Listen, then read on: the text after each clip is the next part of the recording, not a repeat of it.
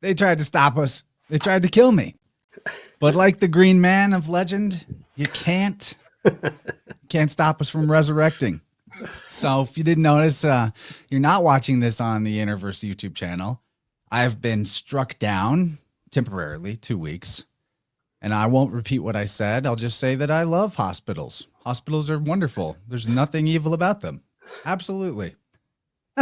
So, I learned a little lesson, and I'm appreciative of the kick in the pants that got me to make some improvements to my Rumble channel and get a backup channel going on YouTube, which I can't stream to yet. There's like a 24-hour window waiting period, but I just posted that. We're on Slick's YouTube right now. You can find my backup at InnerVerse with Chance Garten, kind of a big URL, but you might want to grab a subscription to that as well. The InnerVerse channel will be back in 2 weeks. Yeah, we're here. I've also got Rumble going, like I said, even got the integration where I can bring up comments from Rumble on StreamYard. That's a big improvement. So I think Rumble's pretty amazing. It's even got a green logo, which fits with our theme. Thank you, Zaralath. Yes, be bold. Yeah, who knew talking to a ghost doctor would be the thing that got me a 2-week ban?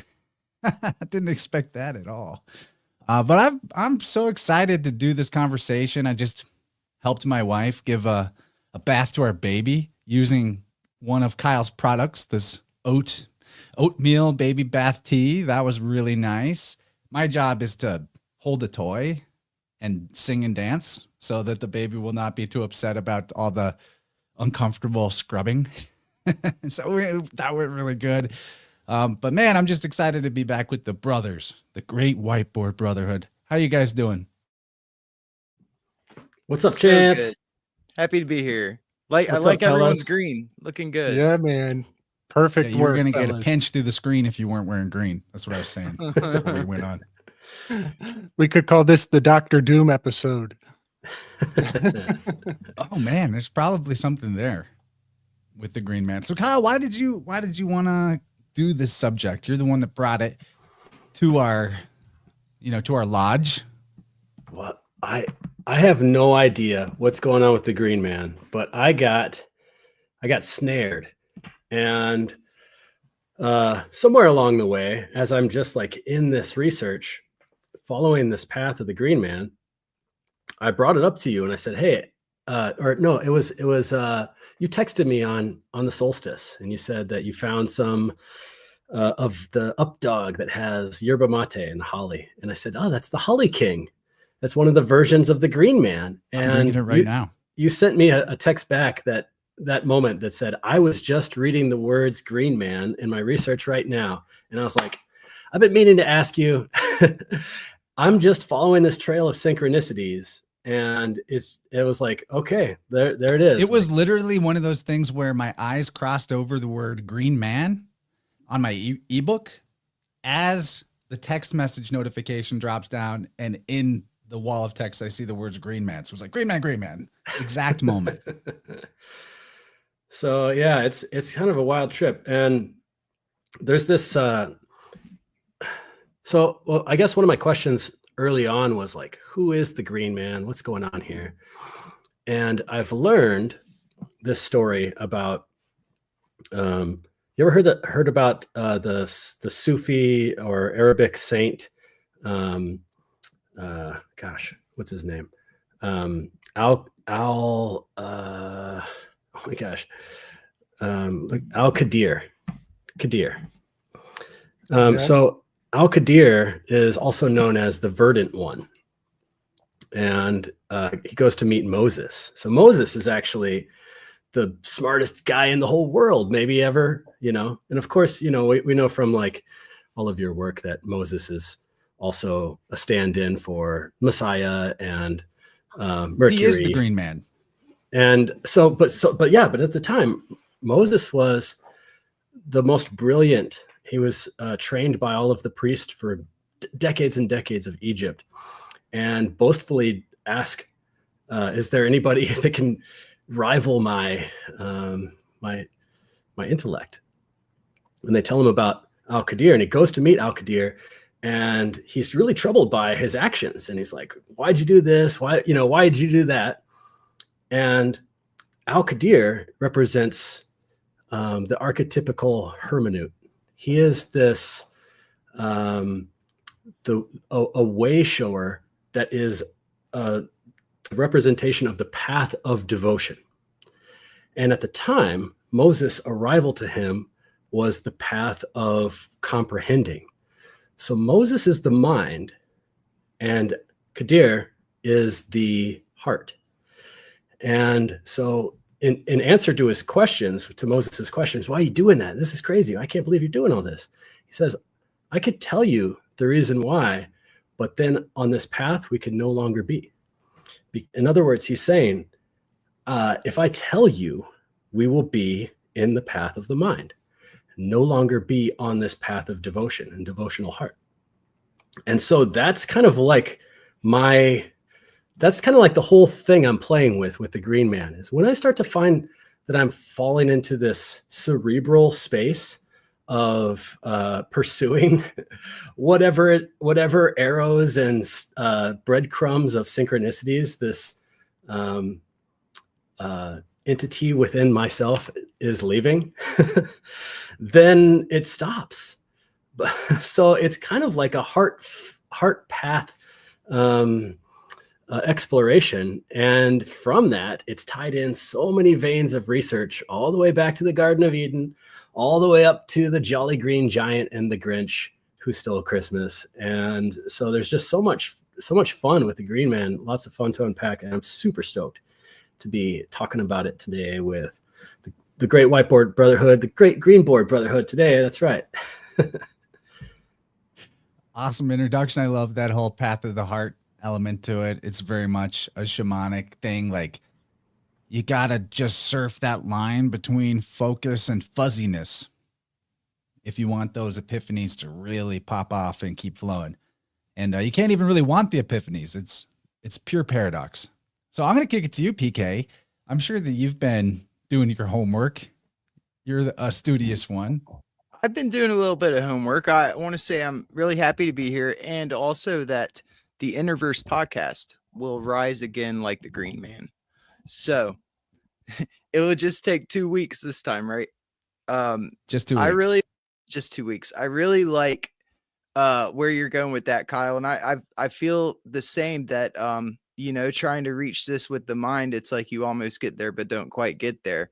And I think there's something to it. Where I was going with this, which I'd like to just speak on later, is sort of the self-consuming ness of this world, of the universe, of everything, that the whole life begets life sort of idea. I think that's really big with the Green Man and really hard to wrap your head around. And there's so many ways that one can kind of pursue that thought. You can even get, it's kind of obvious in the physical, with eating and consumption and just look at all life around you. And then there's also a mind, a psyche aspect to it as well, with the ego always wanting to be kind of self-consuming, this quest for knowledge that everyone's on. It's a never ending quest. There's no end to it. It's insatiable. So I'll end there, pass it on to Gabe. Big ups. I thought it was Wolverine. This is Gabe. That insatiable drive.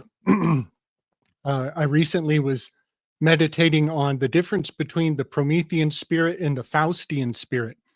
And they're often conflated for one another. And when we just say simply that drive, that self-consuming drive to always improve and always, strive for one-upmanship of yourself, one-upping yourself at every chance. The Faustian spirit has more to do with like consumption, the inability to be done consuming and never being satiated, such that his final phrase when he loses, depending on if you're reading it through Goethean eyes or otherwise, when he loses the bet is when he says, "I'm satisfied. Let this moment stay." And that's when he loses. And in a weird way, that's the Faustian bargain is compelled speech when it boils down to it. But then the Promethean spirit is something else, where it's like, oh, it's always in the future. It's always something in the future, and almost willful oblivion to the success of the past, you know, and the great minds that we build upon. And I wanted to share. It just dawned on me as we started to broadcast.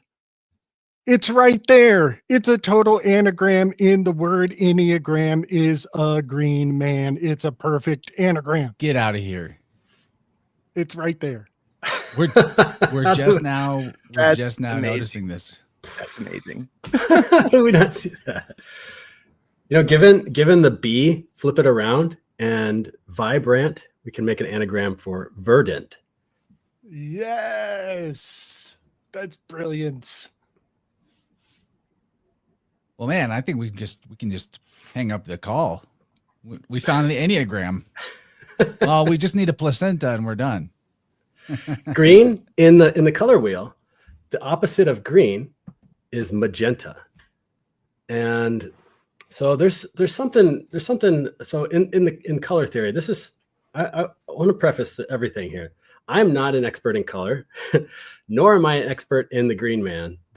I've been compelled over the last 2 months to look into this, and it's very, very exciting for me as an herbalist to have these eyes. So there's going to be some history and things that I say about this that are probably a little fumbly, especially when it comes to the colors. But from what I understand, there's colors that are given by light, and there's colors that are given by pigment. And so maybe on one way of saying it, or metaphorically, we could say the colors given by God, the spectrum of colors given by God as on high, and green being right in the middle, right here in our heart.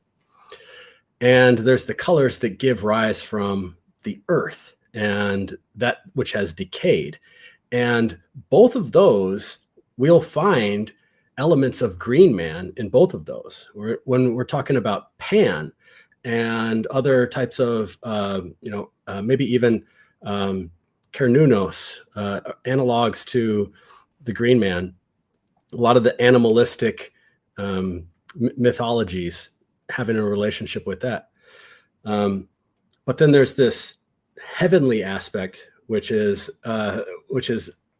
with the green. But either way, on the color wheel, you have green, and across from it, you have magenta. And in the light color wheel, when you combine two colors together, you get white.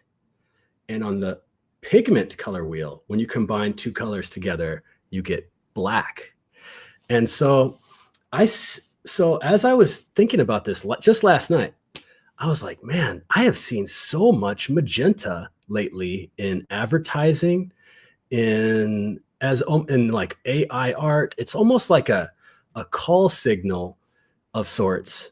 And it got my wheels turning in almost a defense of the green man. Like, is there something going on here with this almost like aromanic destruction of the green? I don't know. It was just something that I thought about pursuing. But anyway, that's the only thing I think about with the color.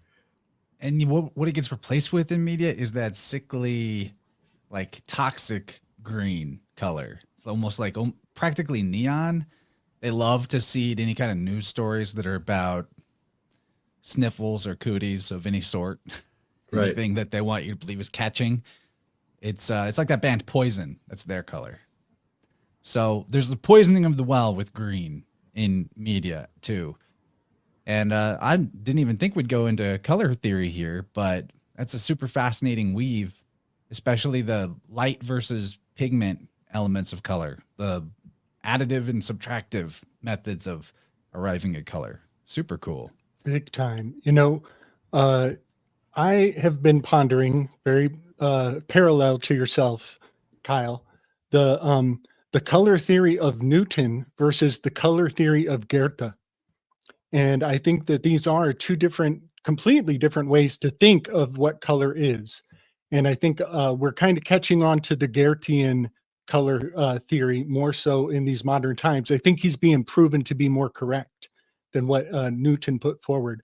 And a great amount of what I've learned from Plato's Republic is that they use language to imprint onto the population a faith in the color purple, and that the color purple is the purest of all colors. It's the royal houses are signified by purple, but something in our words still has this program in it. It's the pure pool, and this is the highest genetic pool that there is, this pure pool. And they pull people's strings by promising them fancy names and titles if you just do what the pure pool tells you what to do. And so when you mentioned pigmentation, I go to these aspects of Plato's Republic where they're using what they call the techne of the dyers to instill faith, so that their faith in the state, which was pretty much the same as the church back then, their faith in the state can never be lied away. And we still have people who, no matter how many times they get lied to, they still believe in the state. They still want to be part of the pure pool at the top. And so when you mention pigmentation, I just want to mention that pig means swine, filthy, tainted, sullied, mixed with something not clean. So there's this aspect of the lower class, or a demeaningness. Yes. And then what were you calling the other techne that's not pigment oriented? Light. The light based. And I think that's Goethean. I think that's more Goethean, whereas Newton in the old technology was more pigmentation. I think you're right. And also, just a quick note, I have learned that the fashion industry gets signals on a regular calendar, almost like their own little weird holidays, the fashion industry. And February, which the word February has to do with fabrications, making things up. It's where the Fornax constellation and the chemistry set of the heavens is in February. That's a very important month. That's, I think, one of the first months where they tell everybody the quintessential colors for the fabrics of the fashion industry going forward. And this just seems like silly, artsy stuff to us. But I'm here to tell y'all that these guys invest great amount of predictive fidelity to getting in stride with the color wheel of the year. I got to tell you this story about how I was snared by the Green Man originally. So our mutual friend Topher, back in the middle of November, he wrote to me a message and asked me. He sent me a YouTube video, which was this researcher that shows these Corinthian pillars, and Corinthian pillars, and on the top of the Corinthian pillars is this, right here, is this plant that's identified as acanthus.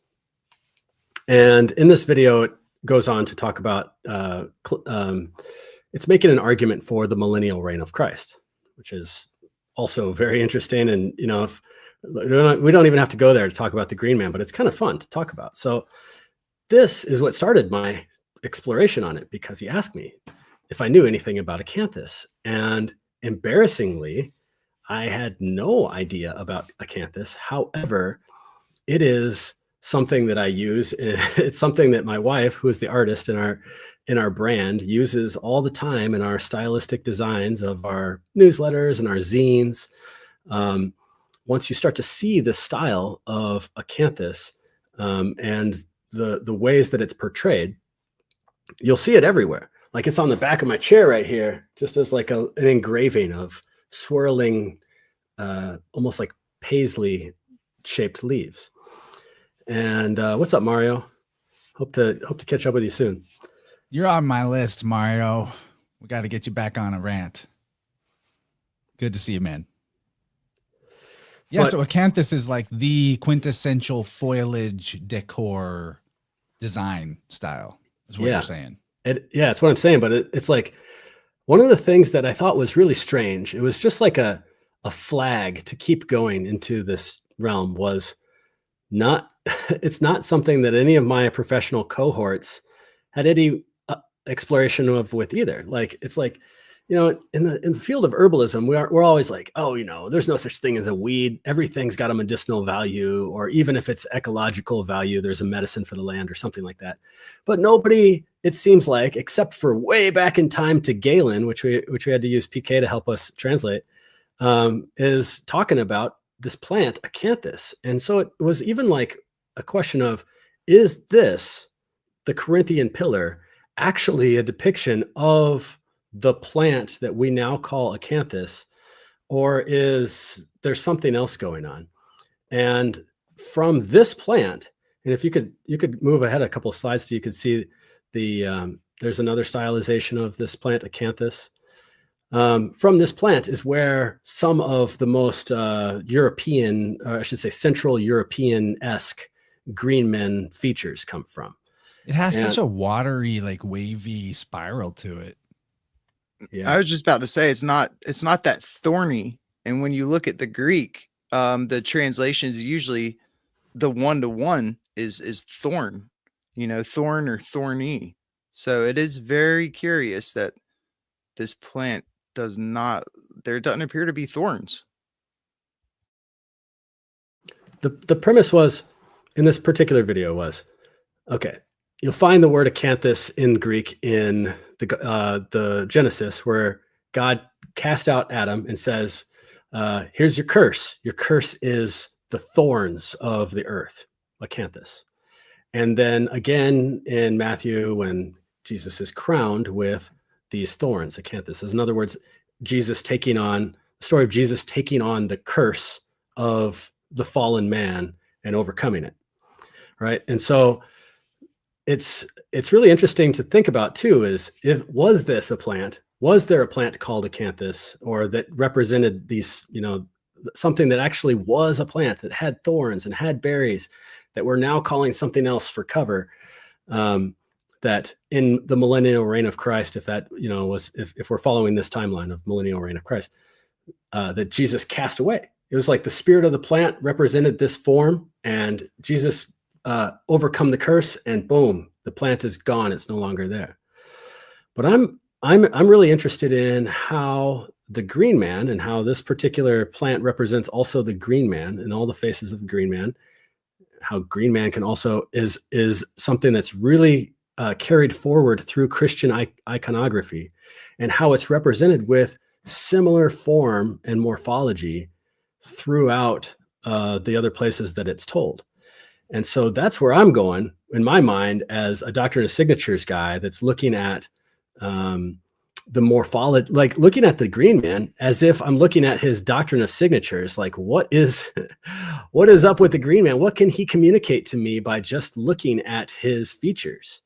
And that's where I'm going with this, and that's where I've left off with the millennial reign of Christ and acanthus. But it's a really important plant when talking about the green man, is this mysterious thorny spiny plant, spine. It does the columns. PK brought this up in our chat too, with the spine, the columns, and Jesus would coming back as flesh and bone. And to me, that's really interesting, because he doesn't come back as flesh and blood. There's something that seems to be a theme going through a lot of the enlightened beings, in that their red blood may be replaced with something like a chlorophyll-like substance that is capable of permitting energy and through the light of the sun. That's just something else that I've been thinking about. Little green men from Mars. Yeah. No, but that's an interesting point. We hear these accounts of the ability to subsist on like sunlight only, sun gazing and all that. And in terms of the alchemical laboratory of our biology, the human being is kind of the container of everything, right? Like a fractal microcosm of the entire universe. When I see the word acanthus, though, I want to just hone in on right there in the middle of the word, can't. So can't is a kind of an out of usage term, but it's basically related. It basically means jargon, or like terms of art, but they also used to call it argot or argao. and it's basically like a secret language. So it's not exactly the same as, I mean, honestly, legalese and the way doctors talk is sort of a type of cant, but it's not as intentionally hidden and intentionally meant to mislead. It's just sort of over people's heads. But it comes down to us from probably Gaelic, the old Irish and Gaelic word cant or cant, meaning speech or talk. Also in Latin, you have the word for sing, cantare, possibly related to it. But why I'm bringing up cant and like the secret language is that, first of all, plants are themselves a secret language. You know, if you know what you're looking at, there's an entire visual, well, all senses are being activated, and the plant is speaking to you about what its virtues are and what maybe its perils are as well. On top of that, though, the use in architecture and especially like cathedrals where the green man is so prevalent in medieval ages, could be that, you know, maybe a stretch, but when I see this word cant and thus, it's like cant theos. You know, I'm thinking of the secret language of God, and that maybe there's some kind of mystical, synchro-mystical meaning behind the name of this plant that's indicating to us that what the priesthood originally was about was the secret of letters, secret of language, and that still is, but is kind of lost on people. You know, it's the code. Right. People's belief is fundamentally rooted in the idea of leaves, you know, and even some of the secrets to good rhetoric is syncopating to the circadian rhythm, so that you know, the cadence of your cant, of the song you sing, has a sacred harmonics. But I'm just realizing as I'm looking at this, I think I have a plant that fits this description in here in my house. I've had it for years, and we always just called it the never die plant. And it's this amazing branch of looks like some sort of conifer. It looks kind of like a conifer, and it's just wrapped around a stick, a dead stick. And once a year, maybe, my kiddo will pour water on it, and it comes back to life. It turns green again, and it comes back to life. And then it withers and goes brown and dead like bones and flesh. But then when you pour water on it, it comes back to life. So I want to maybe hand this to you, Kyle, on your research trail. I think the technical name of this is Kalanchoe pinnata. Does that ring a bell? Kalanchoe pinnata. And this is commonly known as cathedral bells, air plant, life plant, miracle leaf, and the Goethe plant. I'm not even kidding. Its nickname is the Goethe plant. And also the love bush. Yeah, very Goethean. But yeah, and recently I was listening to some people like Giorgiani talking about crop circles and how they actually have measurements on the plants weeks before crop circles appear. The plants are giving off vibrations before the crop circle arrives. And then the crop circle fulfills what the plants seem to know in advance. But I was just thinking how that's also how the Delphi technique is accomplished in a crowd, is you have plants who anticipate certain lines in your rhetoric so that they respond to reinforce the receptivity, the reception of your message. Have you been smoking that cathedral bud? Because those are some high-minded ideas. Whoa. Okay. Yeah, back. sorry, removed you. Welcome back. Hey, thanks. So I like where this is going. It makes me think of, have you guys ever noticed, I've you know, maybe a year ago or so, I went to this kind of off in the woods, an old graveyard. And have you ever noticed where people are buried, it's greener? And apparently this isn't a one-off thing, but you know, it was very obvious where I was. Where the people were buried, the grass was more lush and more green. So it has me thinking of that also. So going to like, you know, putting the blood into the earth, right? It kind of, we fertilize it in a way, we give our nutrients back to it, right? And I think it's kind of weird to think about how what we do now, right? We put ourselves in boxes. We take what's it called when you embalm? We embalm our dead and then put us in boxes. And it's like, when does that flesh and bones go back to the earth? And what are we doing by not going back to where we came from, you know, in a natural process? So, you know, those are some questions I've been wondering. Yeah, man. Yeah, it also makes me think of going back to this blood and sort of a sacrifice idea. Well, you know, young girls, women, right, can't procreate until they have their first blood. So, you know, that in and of itself is just symbolic of, you know, there must be blood there must be that sacrifice to, you know, reproduce, to have life. That's intense. Good point. You know, that part about it's always greener around cemeteries. Nick from The Occult Rejects was doing a whole research on why is it that everywhere there's a Masonic lodge, just up the street is always the cemetery. And it makes a lot of sense actually, because they had their hand in civic design of the city. So, you know, they're glad handing the circle to make sure it stays in the family. But then it comes across the radar that thanks to Vanilla Ice, that if you bury a loved one from your family on your property, you no longer have to pay property tax.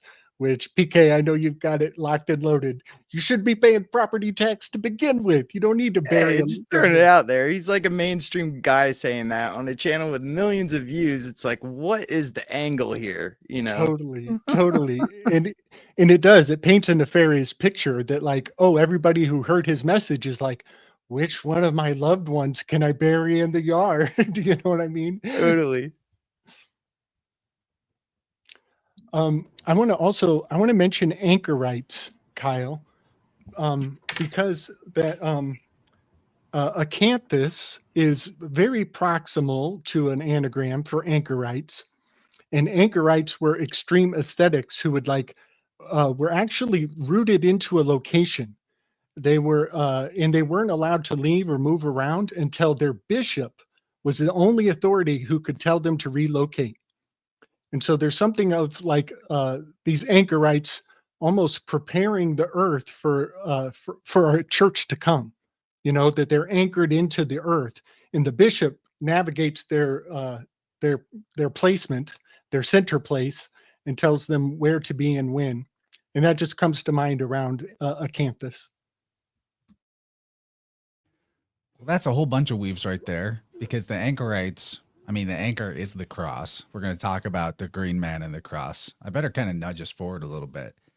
And also the Greek word for anchorites is more like anakorates, which is really close to the curates, which are the gods of the wild mountainside, you know, inventors of many arts like shepherding and metalworking, the curates.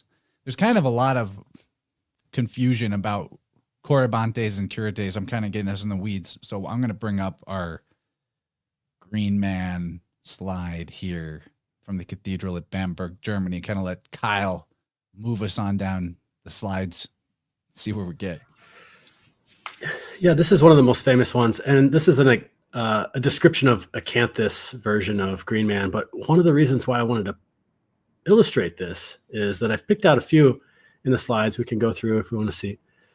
But as we get into Western Europe and into England and Ireland, we start to see different plants being representation of the green man. And also on the other side of the Mediterranean, we see some other plants too. So some common plants that are associated with the green man are hawthorn, oak, ivy, the fig leaf, acanthus. And one of the things that I notice about all of these plants is that they all have this deep lobed leaf. So it's not like the hawthorn in particular is spiky, but they all have these like deep. I mean, you could kind of see how that kind of looks like an oak leaf. If you know what a holly leaf looks like, it kind of looks like a holly leaf too. If you know what a hawthorn leaf is. And so there's something about the shape of the leaf, of the deep lobed leaf. And one of the common descriptions of the green man is disgorging. The plants are moving this way out of the green man, moving from the center out, as nature does, moves from its center outwards. And the leaf shape of these particular plants really helps illustrate that visually for that purpose of moving outwards. And Kyle, I just want to say, I'm thinking about the meteor showers and how they seem to be streaming almost out from a center. You know what I mean? And we're supposed to see them as coming towards us in a funnel, but you could also even think of it going backwards, as if the face of God were coming down to check on you guys. Are you guys keeping the harvest right? Yes, that's awesome. Yeah, especially if meteor showers represent. So this is the other thing too, is that meteor showers have a cyclical nature. There is a calendar aspect to them. And so one could even say that there could be an archetypical seeding of events and things that occur in nature, from the germination to the fruit ripening to so on and so on and so on. And so one of the features that's often portrayed with the motif of the green man as a face is a plant that has this calendar-like representation that you could see and track. And I really like the idea of communing with the green man on my turf. Like, where's the green man in my yard? Finding a plant that I could say like, wow, that really looks one way in the springtime and has all of these different features throughout the year, but I could still identify it throughout the year as all of these, and almost like the cycles of the green man. So the green man as a calendar from the young part of the year to right now, we're at the part of the year where the old green man, old holly man, the holly king, also in previous representations of Father Christmas, the precursor, the proto Santa, which was always green, carrying a tree, and with a laurels around his head, the wild man of the wilderness, and so on.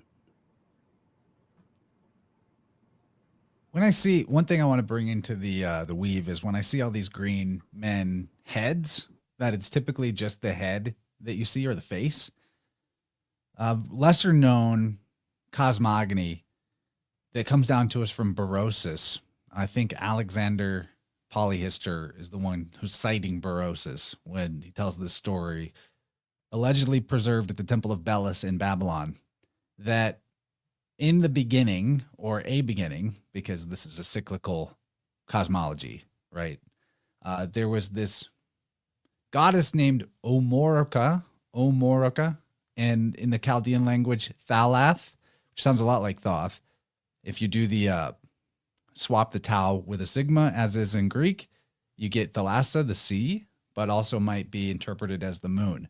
So Belus comes and cuts this mother of monsters in half because she's the sort of goddess of the chaos and the nighttime. And there's all these like weird hybrid, half animal, half man, mixture of animals, monsters that reside within her darkness.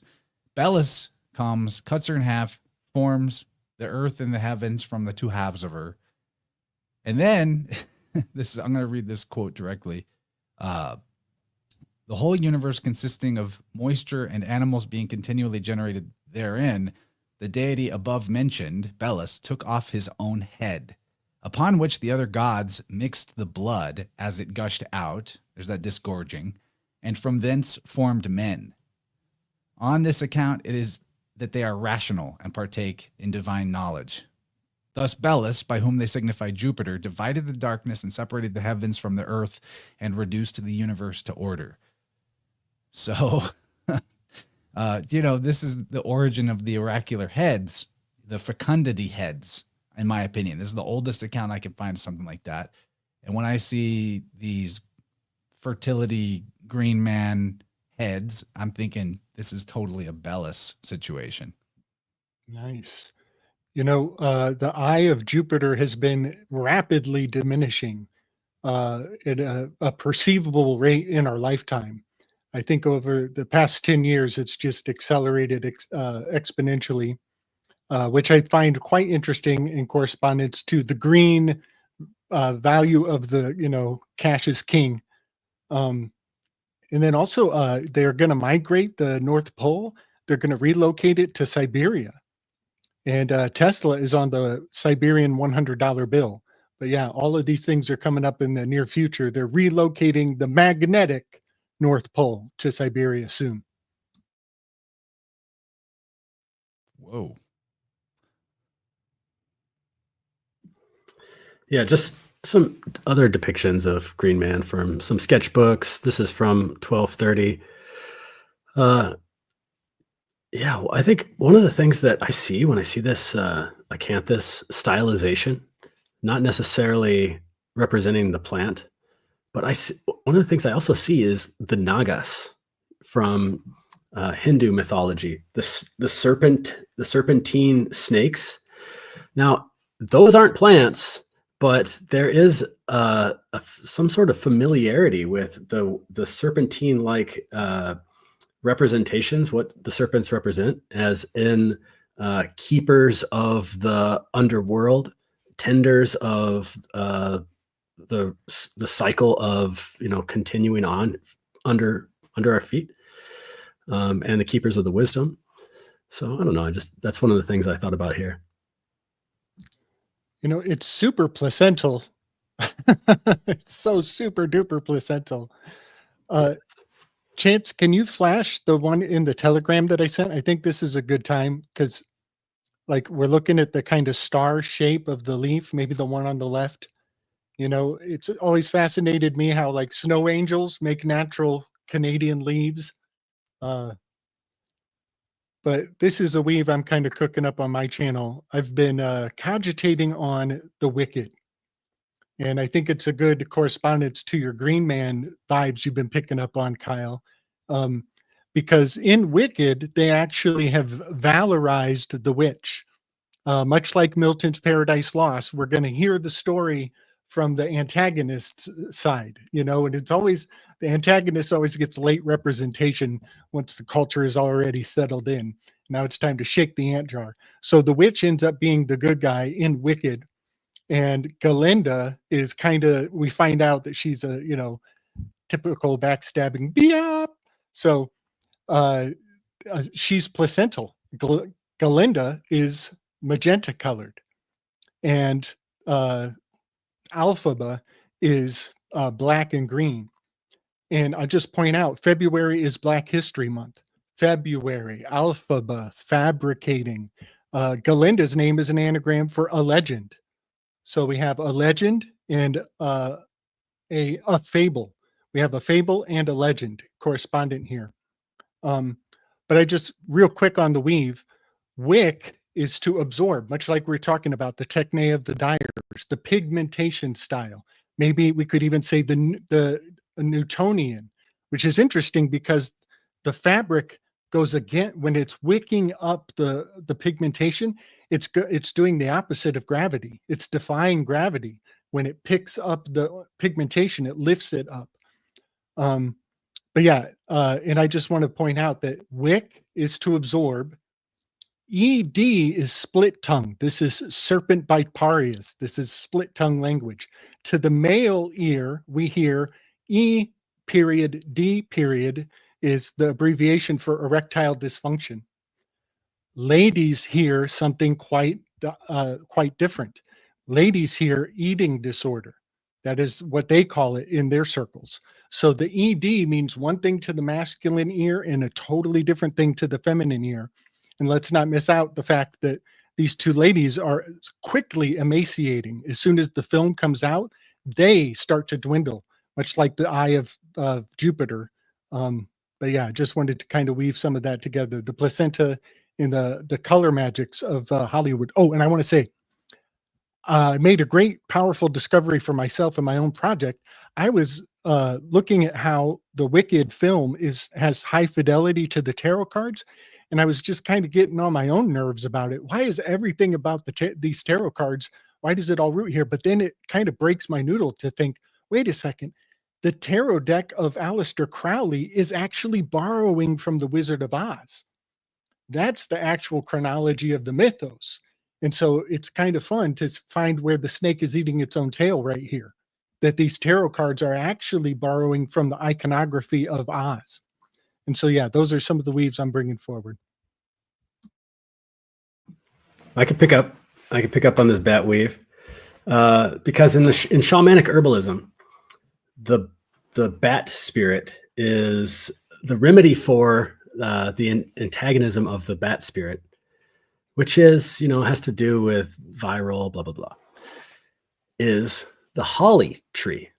And the holly tree is in Dr. Bach's flower essence, a specific for people who have the experience of feeling irrational fear or hatred projected onto them, or projecting irrational fear and hatred onto somebody else. And where this occurs in the human biofield, as Chance knows too, is right behind the left shoulder blade, right where your wing would be, your left wing. And that's where our vulnerability to as the Native Americans would call the bat people, would be lodged in right there. Now, we can get into the I mean, you're so on the money too, because the bat is associated with vampirism, and what do people call that type of drain that is hitting that vulnerable behind the left shoulder point? The pit of despair, the left armpit. It's like energy vampire. Yeah, right? man. Yes. And isn't it interesting that the holly leaf is shaped like, you can picture a holly leaf. I have one in the slides too. A holly leaf is shaped like Batman's bat symbol. When you see the halls decked with bounds of holly, there is a Celtic way of protecting our houses with, as if we are fortifying our houses, because bats, they eat of the bloodsuckers too. So they also have an ecological way of preventing the bloodsuckers into our area as well.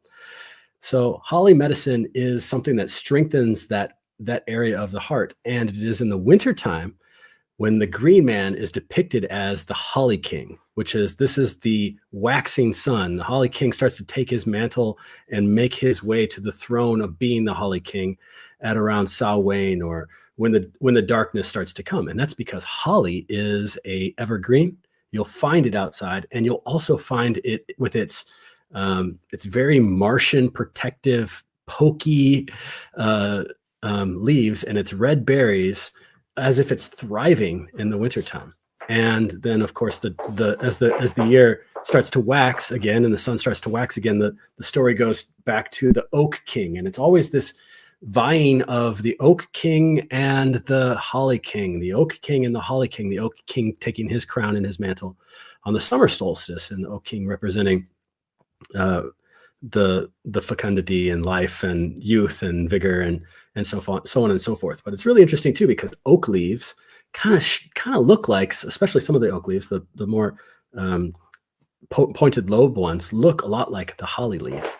But they're very, very different medicines. However, they're both integral to the heart space and healing the area of the heart, which is the green man. The holly representing kind of closing off a boundary to what we're vulnerable to, whereas the oak is the bound maker. It flex its big arms all across the savanna and makes so much space as a masculine boundary medicine. And so the oak, in my cosmology of the biofield and herbs, I put the holly right behind there and the oak right up here in the heart area. Love it. You know, I want to mention that placental vulnerability spot. We've been buzzing on it a lot. We call it a lot of different things, but you know, it blows my mind. Once we spoke about it as the person who's taking the hostage. You know, it's also the X marks the spot on the fall equinox, is where the moon passes right over the shoulder of the Virgin. And I just want to mention that, you know, when JFK was shot and when they made the movie and released the film that Kevin Costner was in, they replayed over and over the traumatic moment of back and to the left, back and to the left. They said over and over and over. And so it's a trope today, but that's Notoricon for Battle. Battl is Battle. And so when you're talking about this vampiric energy, back and to the left on your shoulder, and everybody was run through a ritual to play that scene over. God. It puts them in the placental, in the sweet spot for the, you know, infantilization of the psyche. Wow. That's so awesome, man. That is so awesome. I never in a million years thought of the JFK ritual as also intentionally targeting people's vulnerable zone in their biofield. But man, did it ever. It's still being talked about all the time. No one can forget it. Yeah, Bat-Tell. And that's what the Batman sign is, to tell Batman to get to work and come see the commissioner. And it also tells all the criminals they got about 30 minutes before Batman gets his debriefing, and then he's on the job. Yeah, the bats, they can't see. They project their world through other means, of course, you know, sonar, that type of thing, and they're hanging upside down. So there's an inversion and an illusion, and that's why bat medicine, Hollywood, all of these things, like you wouldn't be able to make the illusion and cast the narratives in any other place other than Hollywood. That's where it's meant to be. Despite the phrase blind as a bat, bats actually can see better than humans. Yeah, that is an interesting conundrum. I always love to point out how Hollywood has a holiday. Clearly, Halloween is the holiday of Hollywood, to where, you know, all the kids dress up like the characters. All right, before I go into the atom weaves here, PK, do you want to drop any gnosis on these variety of subjects we've been putting on? No, I think it might have to do with the atom weave, because you were mentioning 3 plants there, or 3 trees, right? You had the holly, the oak, and I forget the other one. But there was one about, there's 3 trees in this atom weave that the 3 seeds are said to spring up. And I'm looking for it now. If anyone knows in the chat, drop it. But I think it's like cedar. Could be. Oh, you got it. Perfect. Cedar, pine, and ash. Ash. Yes. Yep. Yeah. Okay. Cool. Yeah, we're good. We're in good company. Let's keep going. So, do you want to tell this mythology, Kyle? No, I learned this from PK. So, but it's perfect. So PK probably knows. Please drop it on us. I have a summary of it in my notes. It's new to me, but this is new to me. Like when I dropped it, it was new. So I read a little bit on it. I'll share what I have. So there's many different variations of it. This one book called History of the Rude, I think, gives the best examples, because it goes through all the different manuscripts that have like different variations of this story. And so because I don't know much about it, I'll just drop the very, brief cliff notes that I have in my head. There, one story is with Seth. Now, Seth is one of 3 of Adam's children. He was said to be the replacement for Abel, right? So Seth at the time of Adam's death, Seth asked this angel, the angel of mercy. So I think we're talking now Kabbalah trees, like, how you got Boaz and Joachim, right? So this relates to pillars and Temple of Solomon and all that stuff, staves. So he asked the angel of mercy if he could go back to paradise, to where the Garden of Eden, to where Adam is there, and I guess buried, not sure, or maybe he's not buried yet. But anyway, at first the angel denies him, and then at some point he's allowed back in, and there's and this varies again. One of the tellings, he places 3 seeds into Adam's mouth, of which then is said to spring 3 different trees. And this is what we just discussed: the cedar, the ash, and the pine. Now, this is where I don't know much. Maybe you guys can fill in. Yeah, I'll pick it up. So cool, perfect. This tree, these 3 trees, the story goes that Moses came across these 3 trees and used some of it in his magic staff for finding water. So there it continues again. Also, Moses's magic staff has a lot to do with the idea of the Nehustan, or the brazen serpent, which is a type of a crucified savior. It's a snake on a pole. It's a forerunner of the idea of the crucified Jesus. And they say that's the same staff that David slayed the giant with. Yep. Yeah. And Gabriel's brought up before about the representation of Moses's magic staff having to do with the sine wave of the lunar standstill. I'll let him talk about that. But so anyway, the story goes that this tree just keeps coming up over and over throughout the Bible. This is something that Solomon found, and he's like, I'm going to build a temple, and I'm going to start with that tree right there. And so he has a worker cut down the tree, but magically, every time he goes to put the lumber into a place, it shrinks and it's too small, or it grows and it's too big.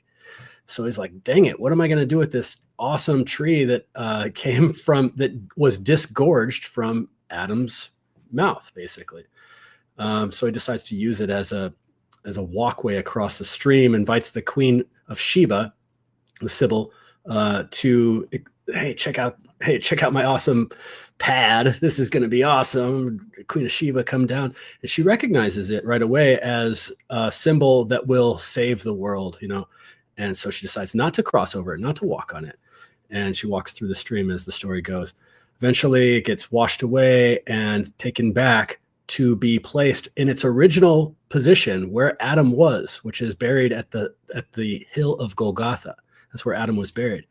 And it was placed there as the crucifix in which Jesus was crucified on. And so some accounts, early accounts of the crucifixion was a pole, and then it turned into a cross and so on. There's all the alchemical symbolism to deal with that. But the whole story of the legend of the rood has to do with Seth getting these seeds and placing them underneath Adam's mouth. And so it makes you wonder, especially as this PK found this really great PDF, and in the narrative of the PDF, she's just labeling what she sees here, but she labels, instead of labeling this as a green man, she labels it as Adam being fed the 3 seeds of the tree of mercy. So it's almost like whoever presented this is making that assertion. And I think it's a really awesome way to look at the green man through this Christian mythology, or which could be, put on any type of mythology, which is first man given as a sacrificial offering to the land or to all the generations to come. And it's his sacrifice or their sacrifice that we also take part in, and we could find in ourselves for the future and for the past. And also, going to the Garden of Eden to look for the tree of mercy is almost like a way of petitioning. Can my Father have permission to heal the past as well, and his past transgressions?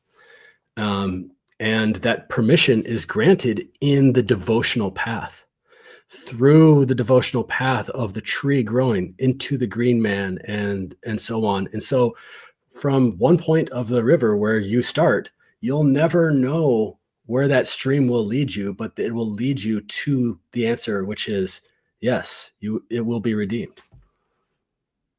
So this is from the PDF that you just brought up.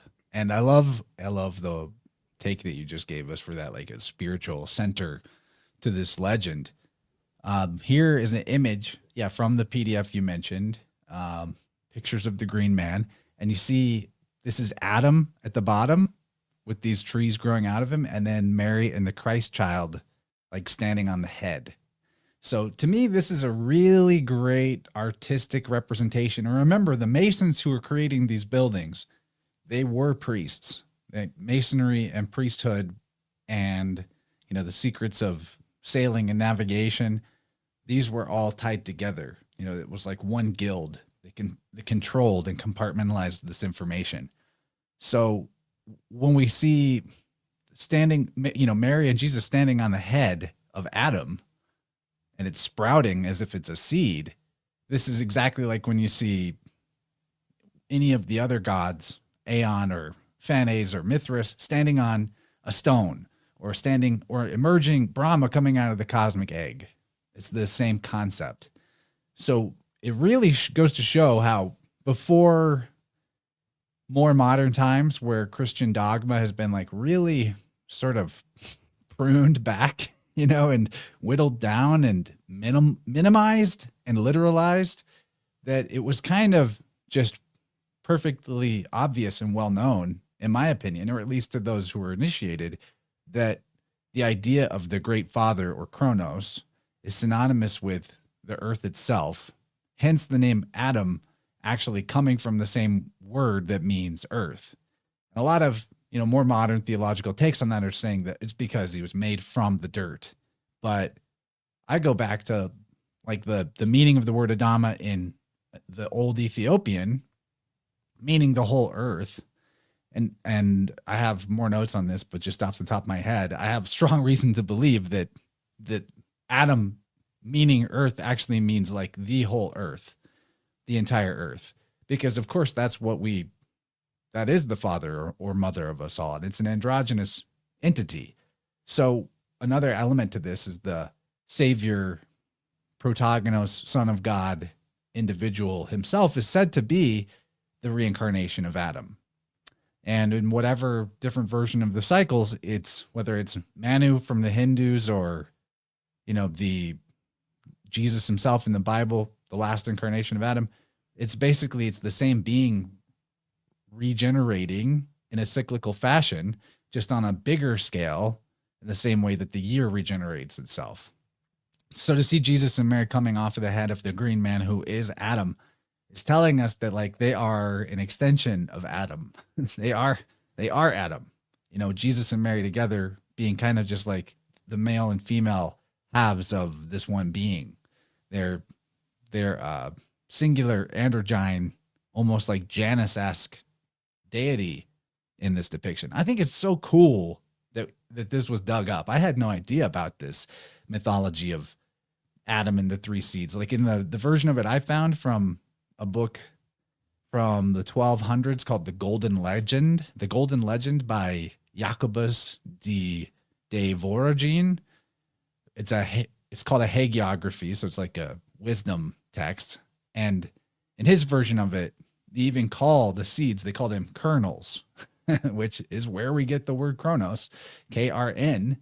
You also have the versions of the green man, in my opinion, Kernunos or Cernunos, which is more of a horned entity. That's why I said at the beginning Moses is the green man, because other versions of this same iconography kind of depict it more about the animalistic qualities rather than the, is it flora or is it fauna? They kind of overlap.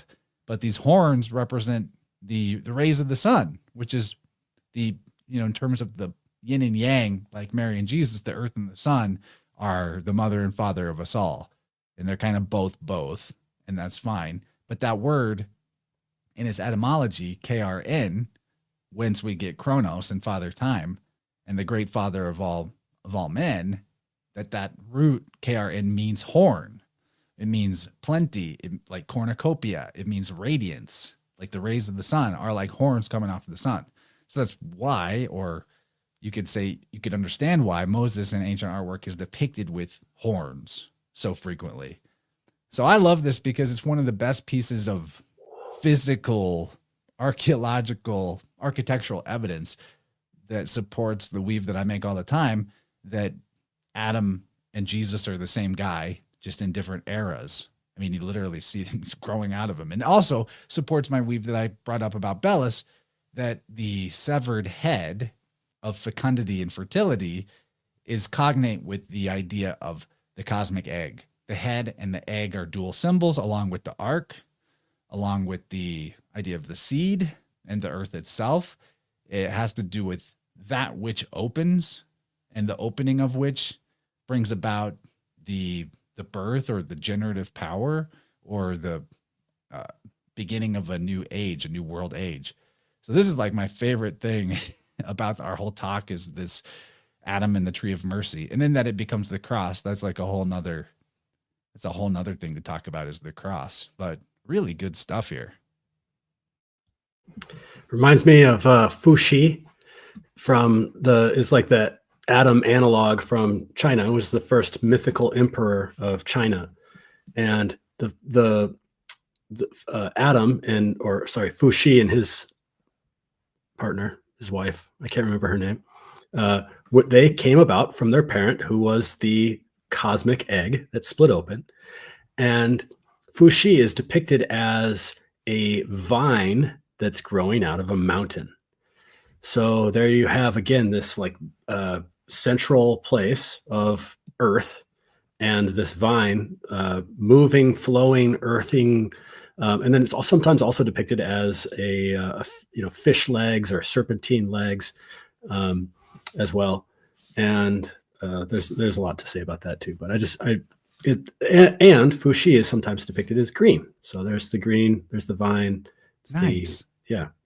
I love that in this next image in your slides of this green man too, the foliage starts to give the impression of horns. And this is where I think some of the overlap is, because you see it in ancient sculptures like Silens, who was a kind of progenitor to Dionysus in the Greek mythology, it's kind of a laurel crown situation, but in the sculptures, it looks like horns. It really does. And that brings us to Pan and yada, yada, and we'll get to that. But yeah, I'm getting fired up. This is cool. So fun weave I've discovered around the horns and Moses coming down off the mountain with his horns glistening is that there is a star on the tip of the horns of Taurus. And it is, let me think, Zeta. No. The star is the Crab Nebula itself. It's right on the tip of the horns. And it's the Crab Nebula. And it turns out the Crab Nebula was having a conflagration. It was erupting in the exact year 1054, which is the year that the East and the West excommunicated each other simultaneously at the exact same time, which tells us that they value the execution of their rituals, that they're adhering to the stars. But that was the same year that the Crab Nebula was erupting on the horns of Taurus. And right now, Jupiter just crossed over the Crab Nebula. Yeah. And Zeta Pegasi is the star right next to it that has a great amount to do with the horns of Moses. My behind the scenes producer just notified me that it's not foliage, it's foliage.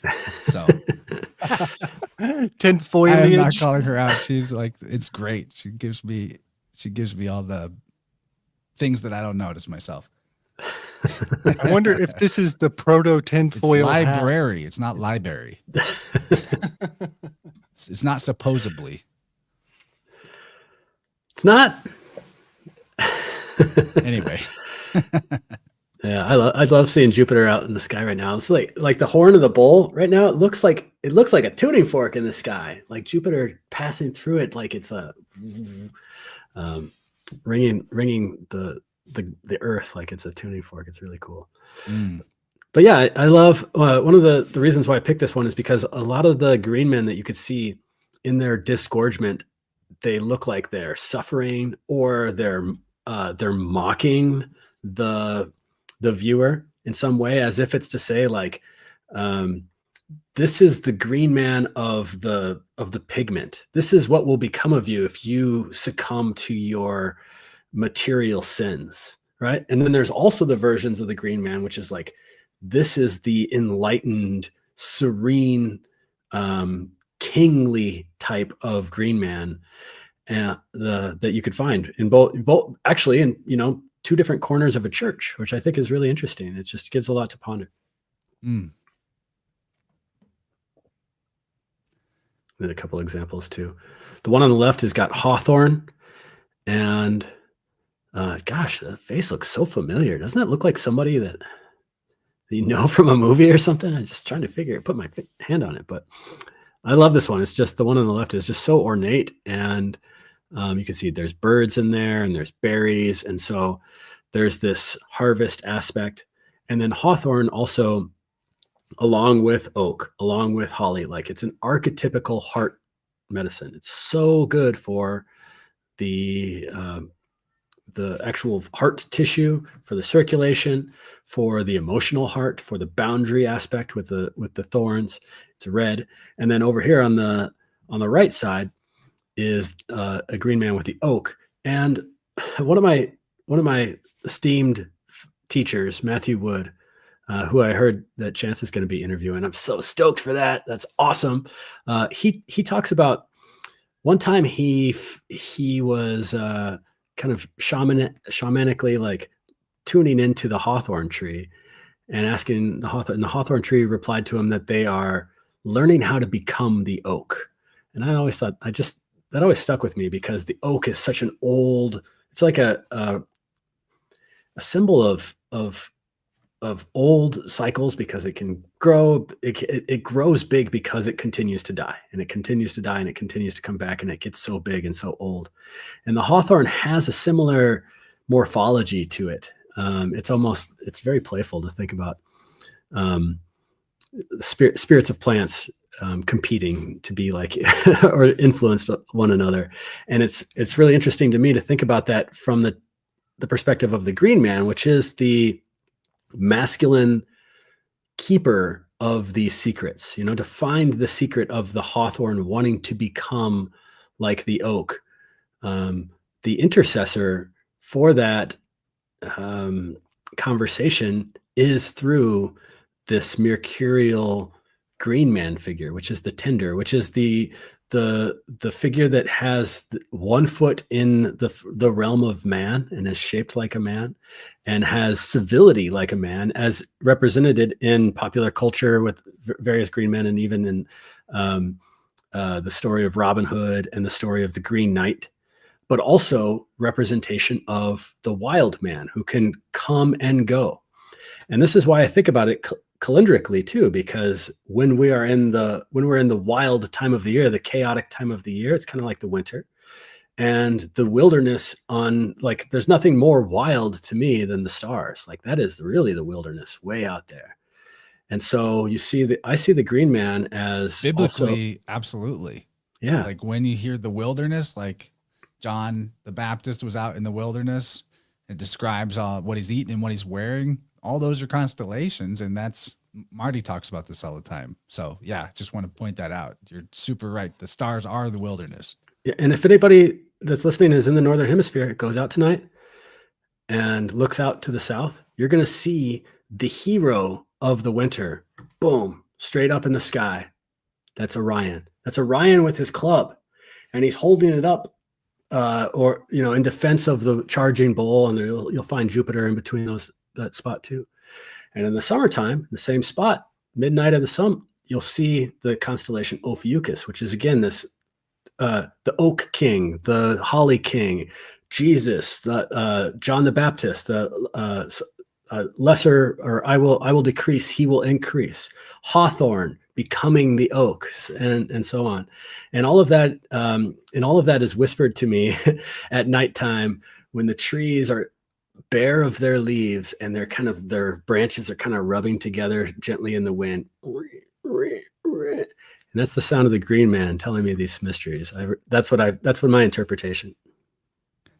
So I gotta just pause for a moment and highlight the best comment so far, maybe in months. Okay. It's that truthers who said this. Oh my God. Fourth Emperor.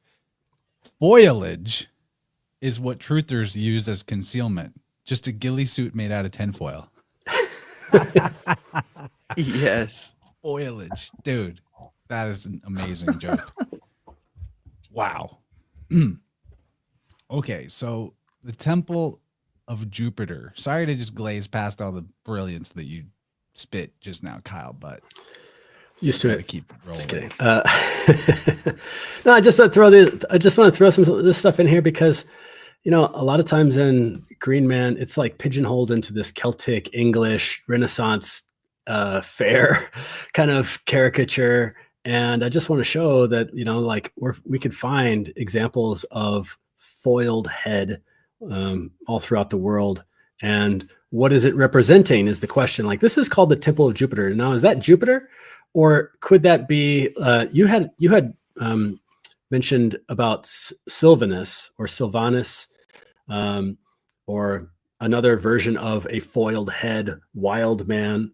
There's obviously the story of Apollo with his crown of laurels, and the laurel foliate. Crown. And in the Bible, when the word crown is used, it's Stephanos, I think is the word, and it means like a laurel crown.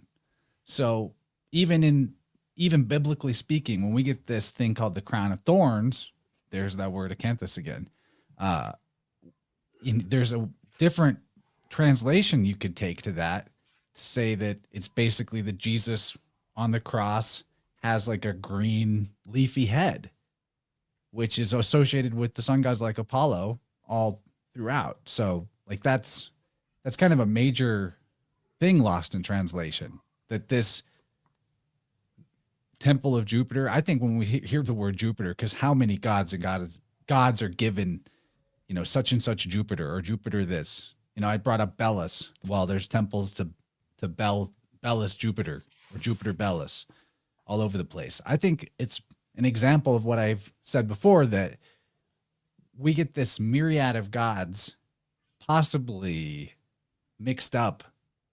We get so many of them, the multiplicity, by epithets being mistaken for names and then run with by later people. And you see the word Jupiter, that's Yah Pater, that's the Lord Father, or the God, the Father God. It's not really a name, it's a title. I've talked about this in the last Vibe Rant, it was a while back, but I've been getting into the Wheel of Time book series. And I wish that instead of calling God, we just called it light. Like, thank the light. Does that feel better? I mean, why don't we just do that? It makes just as much sense, maybe more, and we don't get confused about what we're talking about. I love this exact subject because, Nietzsche kind of bitches about this, that the English language gets really weird around causality. And we do sleight of hand on ourselves linguistically when we get around causality.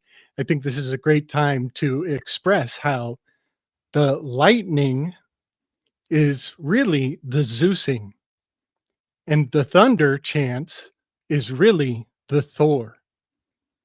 The Thor is born out of the Father, who is the lightning. And that is a crucial difference, that one is a flash and another is a sound. And so there's actually elemental fidelity to knowing the difference between Thor and Zeus, the cause and the effect.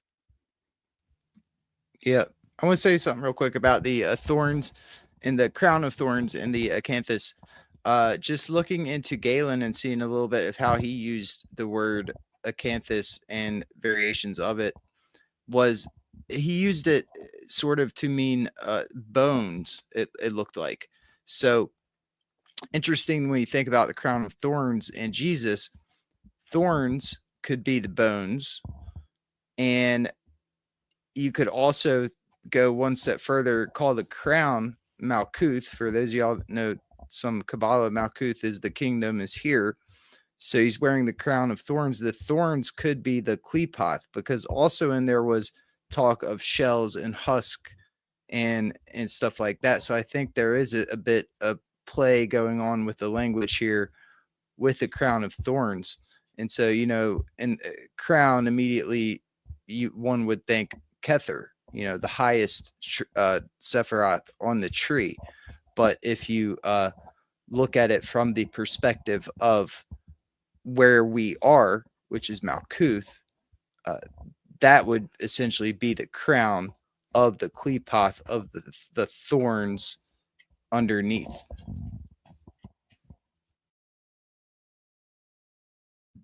It's interesting. I'm thinking of the Tropic of Cancer being the Tropic of Kether, and the Tropic of Capricorn being the Tropic of Malkuth, in a way. I'll just go through a couple of these foresty gods because I see the chat kind of going there and we've been alluding to it. So there's not a lot of archaeological evidence of this Etruscan god Selvins, but Selvins is thought to be the god of woodlands and boundaries, including sacred boundaries. So that's you don't see a lot of foliage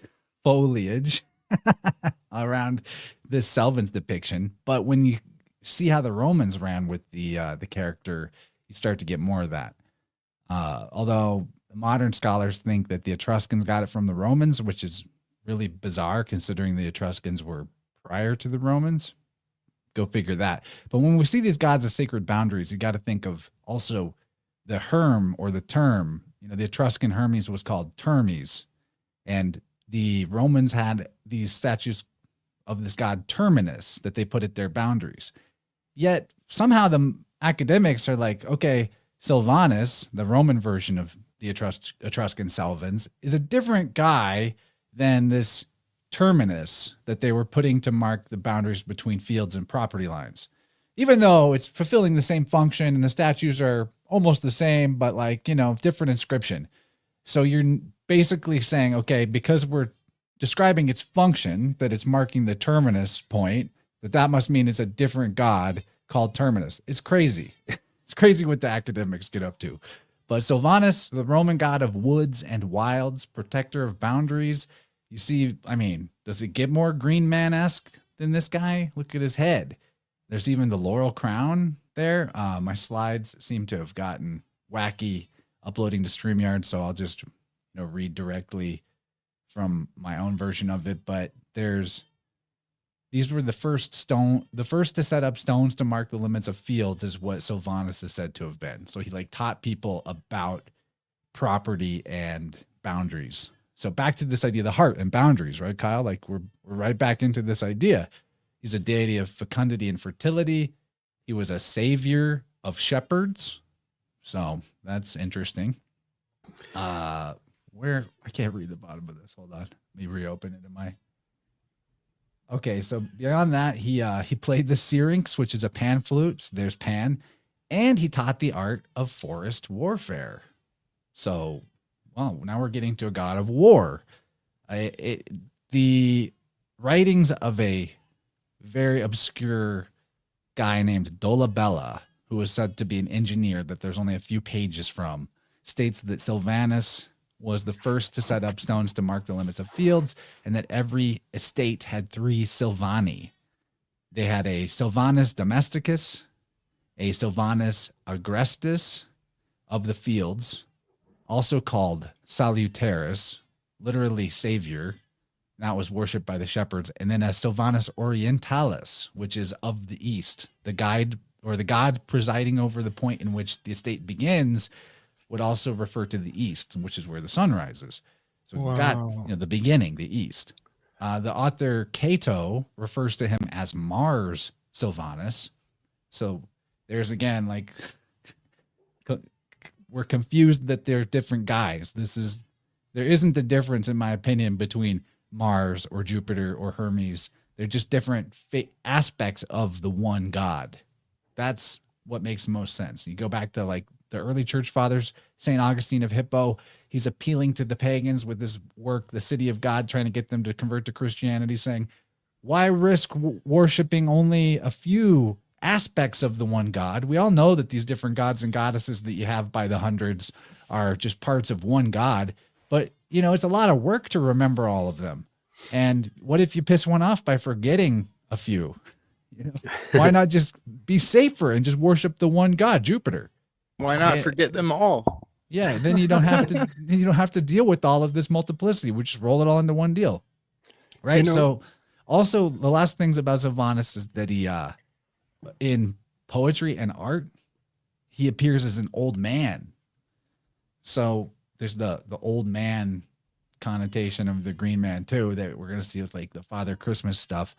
And there's some mythological actions that he shares with Apollo. Like there's stories of Sylvanus where he does the exact same thing where in a different author, they say it's Apollo who did it.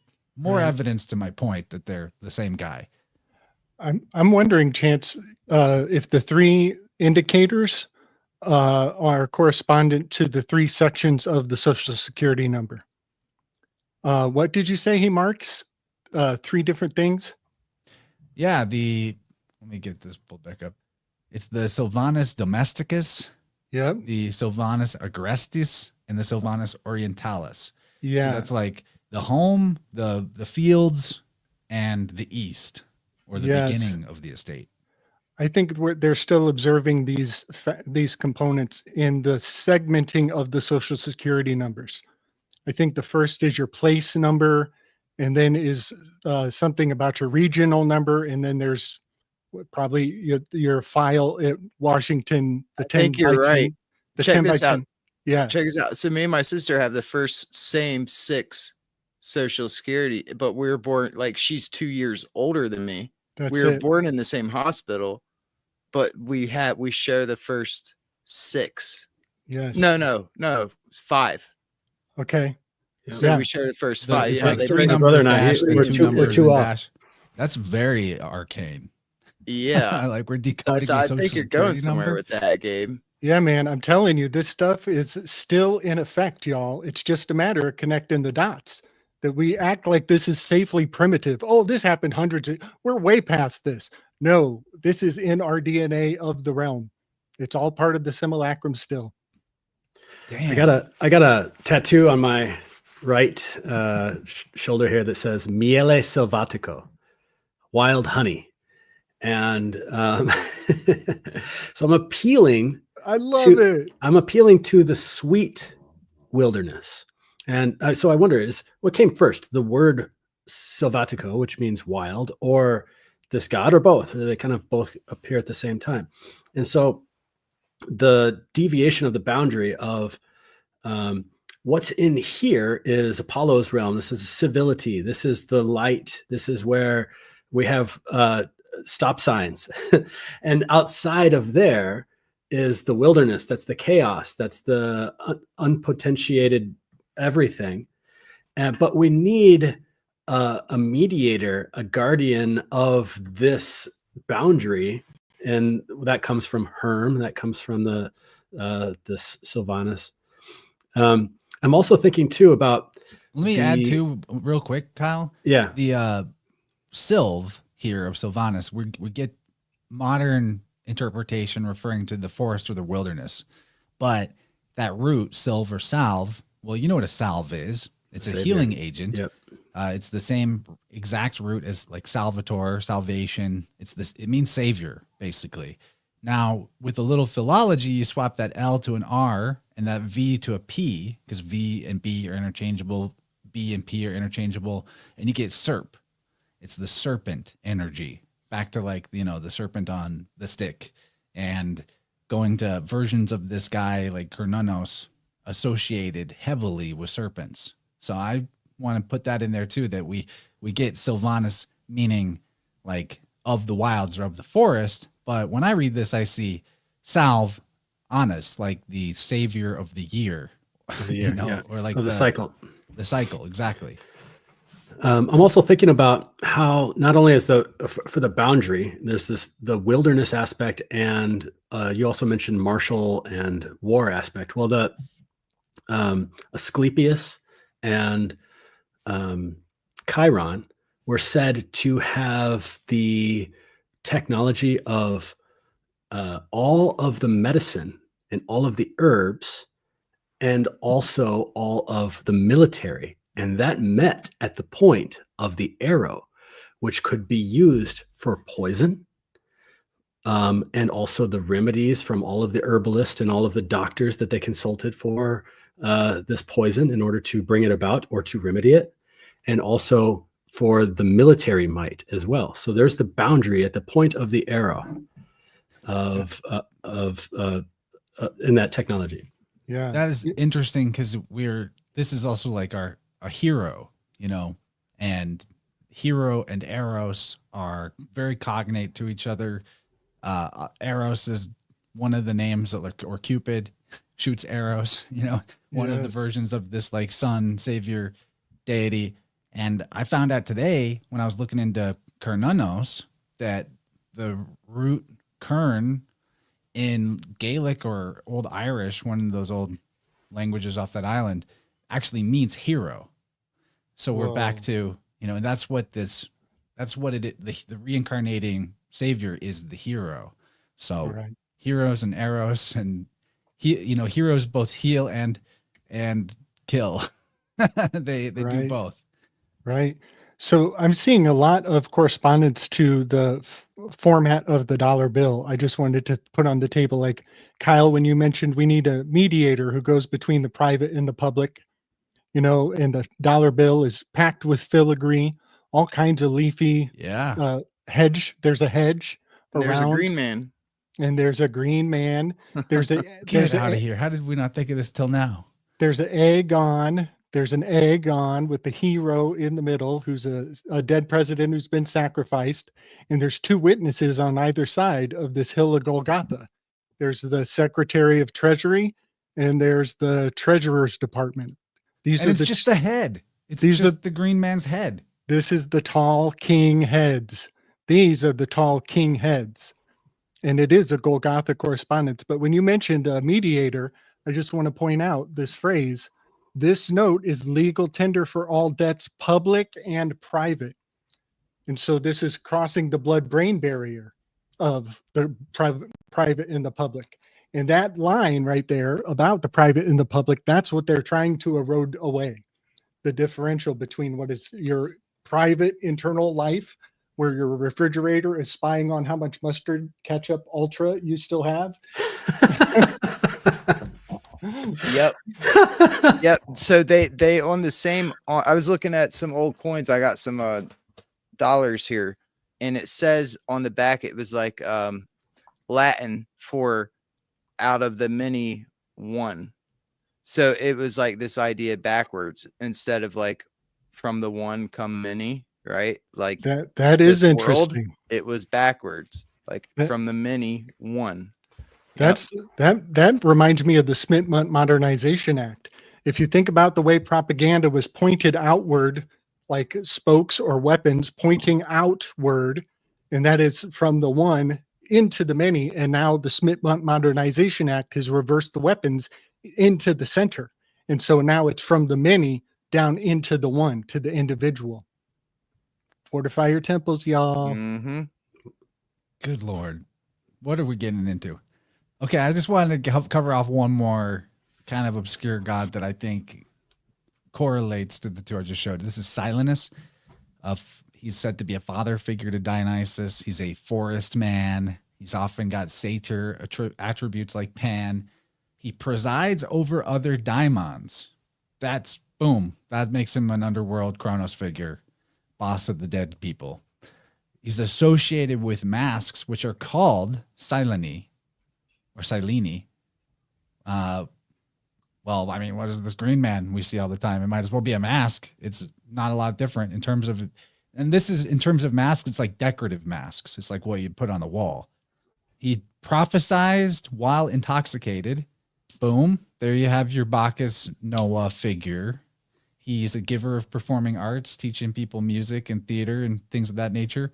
And I thought the weirdest thing I found out about him was that, according to Pausanias, his grave is in the land of the Hebrews.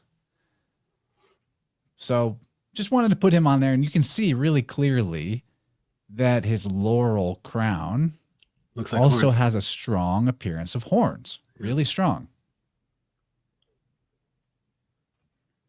Cool. Silence. Yeah, you know, abarus, the word Hebrews is very rooted in avarice. What I love about this as an interpretation of the Green Man is the pondering into the Grail, which he's holding in front of his heart as the container or the vessel. The Grail is described in Arthurian lore as emerald, and is the vessel that's holding the blood or the wine. So it's this alchemical bonding between the green and the present moment, and all of our ancestral lineage into our parasympathetic, sympathetic nervous system, and all of the hormones that are conjugated into one like moment of this vessel that he's holding right there. Awesome.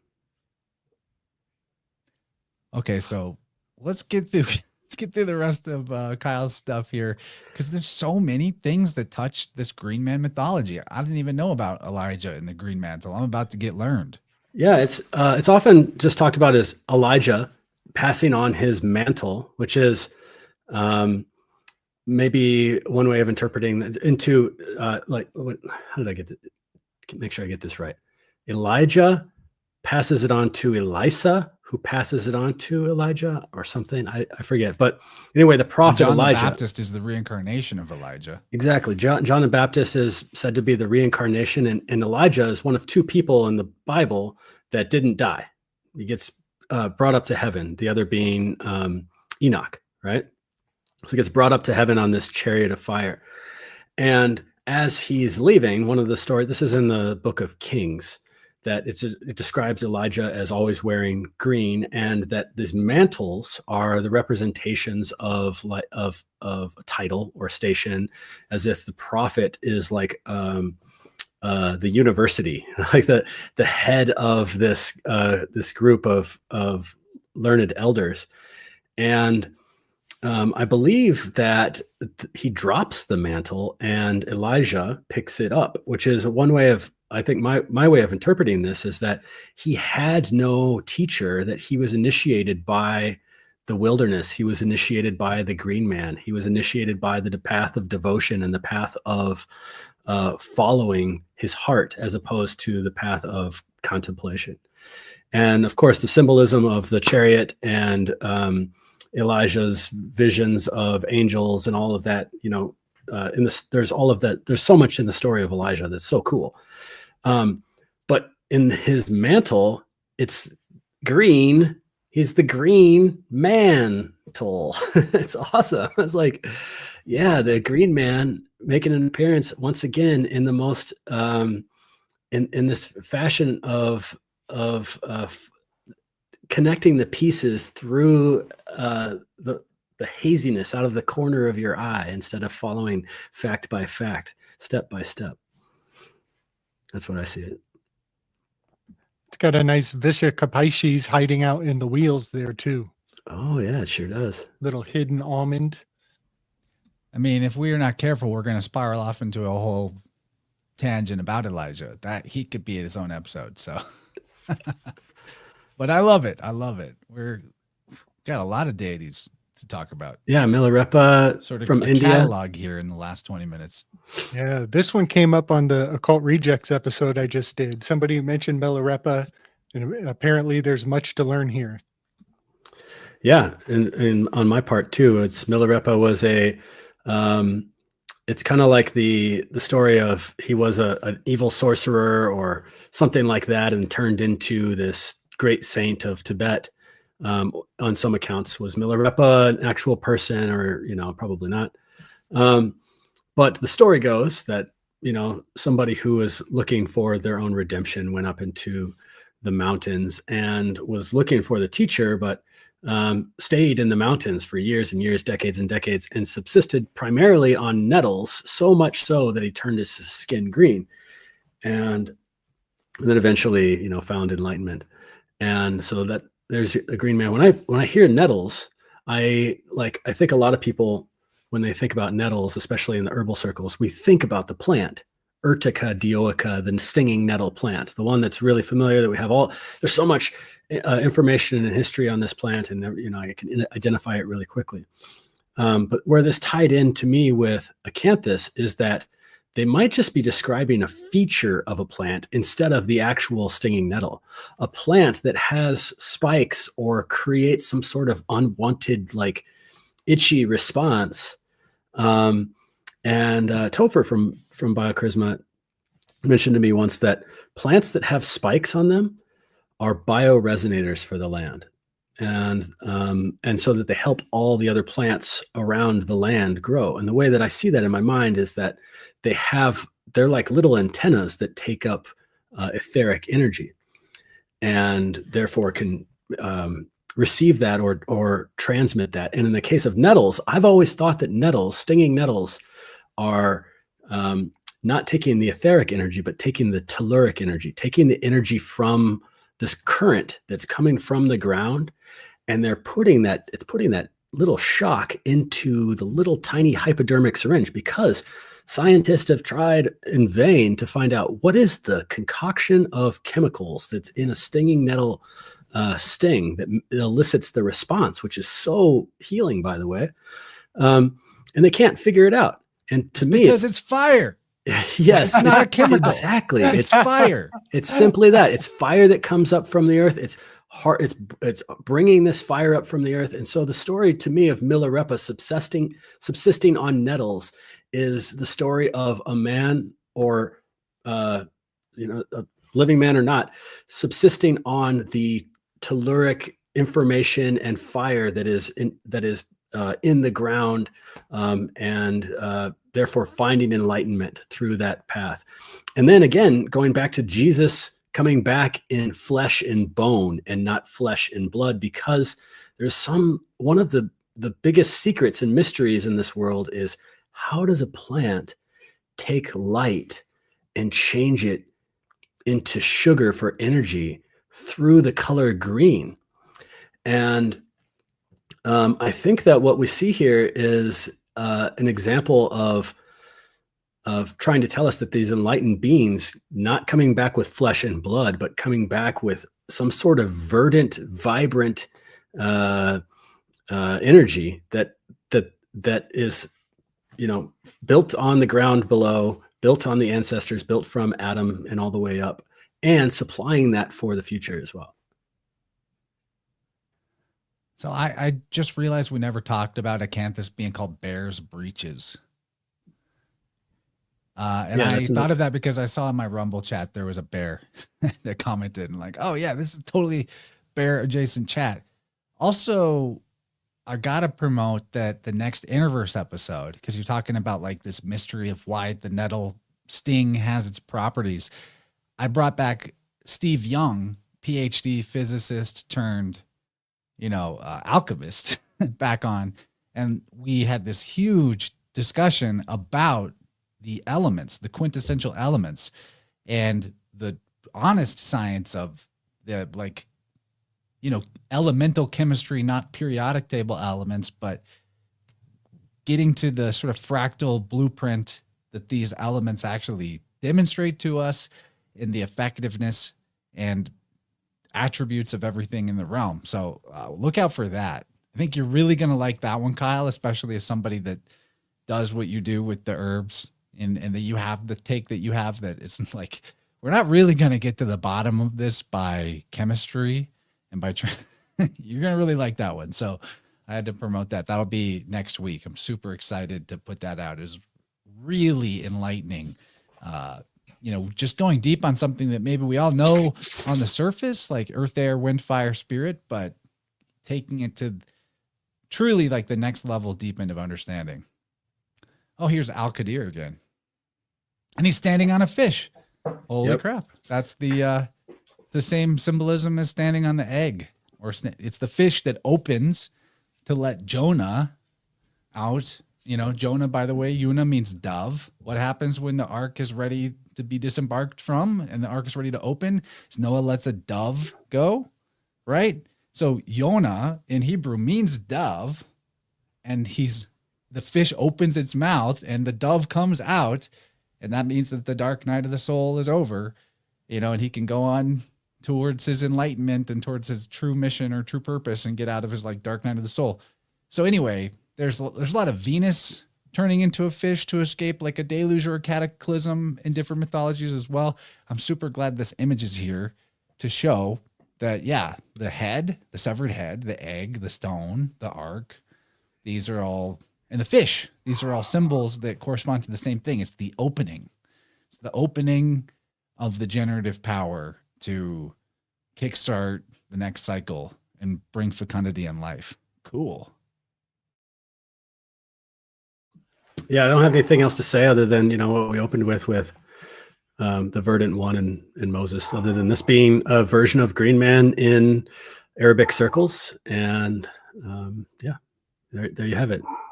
This is Prince Charles' coronation invitation to become King Charles. This was on the bottom of the invitation. So knowing, you know, the royal family, there's probably some really cool things if you like put. Wow, so that's like right now. That's like current. Yeah, this is like from last year, or earlier this year, last year. Yeah. What kind of leaves do you recognize here? This is okay. So coming right out of the mouth are ivy, and then coming out of the eyes are oak, and then you'll see some strawberry leaves, which are kind of like the half, kind of like more fuzzy ones, a little bit more in the periphery. You have some thistles coming up. You have the oaks on the edge there, and then there's some hawthorn leaves in the mix there. We have the tulips, which I think is really interesting. Maybe that has a connection with Dutch lineage. And then the white flowers around the crown are hawthorn flowers. And then the red flowers with the white in the center are the Tudor rose, which we'll also see on the death card, number 13. This is what I mean about plants being a language. That's why I brought up the cant in acanthus, because I look at this and I might be able to pick out a couple things, but I mostly just see like foliage. And Kyle looks at this and it's like he's reading a book. You know, the way that we see foliage and words, and the image goes into our mind of what it is, translated instantly. Like Kyle can read this like a text, and so that's incredible. Yeah, the ivy. Jennifer mentioned way earlier in the chat. Hey, what's up, Michelle? About ivy having a representation with the sacred feminine, and holly representing the sacred masculine in the later part of the year. And we'll find that in representations of Om language as well, and the calendar of the Om and so on, that ivy actually is over the sign of, like, in the time of the year that that in sidereal astrology Ophiuchus would be in. I always think of ivy and vines as Ophiucan, and I think that's really cool. So and then ivy is kind of soft, but it's also an evergreen, and holly is got the jaggedness, so it's that male marriage of masculine and feminine, and it's also evergreen. But what we see is the holly kind of faded in the back. If you see the holly like towards the back, it's like more faded, so it's almost like showing that like it's more emphasis is on the spring, on the early part of the year, on the birth with the strawberry leaves, as opposed to the later part of the year. What do you make of the top middle there? I guess there are acorns on the left and right at the bottom. What is that on the thorns? Yeah, I mean, I think that's kind of like an acorn, but it definitely has some like omphalos action going on, center of the world. Look, and there's the thorn, there's the crown, there's like the hawthorns. It's like a crown of thorns. You know, one thing that comes to my mind with the metaphor that, you know, Kyle can actually read this like a book. I ponder that a lot of these are also heraldry on family crests, and an invitation from King Charles for these royal families to come from far and wide and go along to get along for a ceremony. I just want to maybe it would be fun you could almost overlap this imagery of all these family herald crests coming together and the coexist bumper sticker. You guys know the coexist bumper sticker that has like, the Oh, we know it. Yep, totally. So this is like the royal family's derivative of the coexist bumper sticker. Okay, I'm just gonna keep sliding. Yeah, you could keep sliding through it too. I just wanted to show, I just put these in here just so you could see examples of plants that kind of look like, that have the same kind of morphology as the acanthus and would be representations of what that morphology represents as a signature for the foliate face or the foliate figure of the green man. And so center, moving from the center outward. I have, I wish I would have brought this down here. Upstairs, I have a cyanotype of an oak leaf that one of my former assistants, Annie, made for me. And it is, a cyanotype is you take the leaf and you put it on a piece of paper, and then you put this developer stuff over the top of it, and then the sun hits it, and then you take the leaf off and you have a negative image of it. And the negative image of the oak leaf looks like the green man. It has the brow, it has a mustache, it has this spewing outwards strong masculine face, strong browed face to it. So I wish I would have brought that down, but I wonder if you could just play with it in your mind, making the negative space, making that oak leaf go away and turning it into the negative space and seeing that for yourself. So I see in these leaves actually that type of visage, that mask, if you will, that persona in the leaf itself. And all of the plants that we talked about that have a representation of the oak, of the green man, have a special place in medica materia for heart remedies. So of course it's the green man. It's the place, it's the place of the heart. Yeah, like nature is the teacher, and it's a language. And I think that's a good, like, all of this conversation really points towards the possibility that language itself, letters themselves, are somehow derived from the knowledge of plants, the language of plants. I think so. I mean, I think there's definitely a there. Let's wrap it up on this one. I know there's a few more, but no, we'll just touch on them all. We'll just look at them all. So okay, everyone cool. kind of knows it's there. Okay, sounds good. We'll wrap soon. Do you guys? I love Charles Dickens because he was born a day before me in his timeline. So he's a definite Aquarian humanitarian, and I feel that coming through in his books. And in the Christmas Carol, one of the spirits, I think it's this. First it's Marley, then it's the ghost of Christmas past, then it's the ghost of Christmas present. So it's the third spirit that comes to visit him. And the ghost of Christmas present is a giant. He's a foliate head with the bounty of all of the harvest. And oh man, the thing about the giant too that we could talk about is going back to Genesis, going back to the time that there was giants. There's the jolly green giant and Foshi, which was a giant, and so on. He's carrying this wand, which is also seen a lot of times in representations of the green man in parade heraldry and everything like that. But this is the ghost of Christmas present now, right here. Center. And he says, he tells him, as this is things as they are.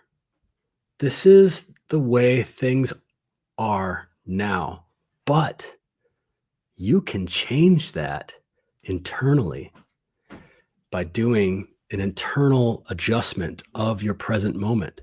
And by doing an adjustment of your present moment, you are committing to the past, healing the past, and you're also committing to healing the future. And so the ghost of Christmas present as a green man is also saying some of the things that, I think this is one of the secrets of Elijah being John the Baptist in the reincarnation.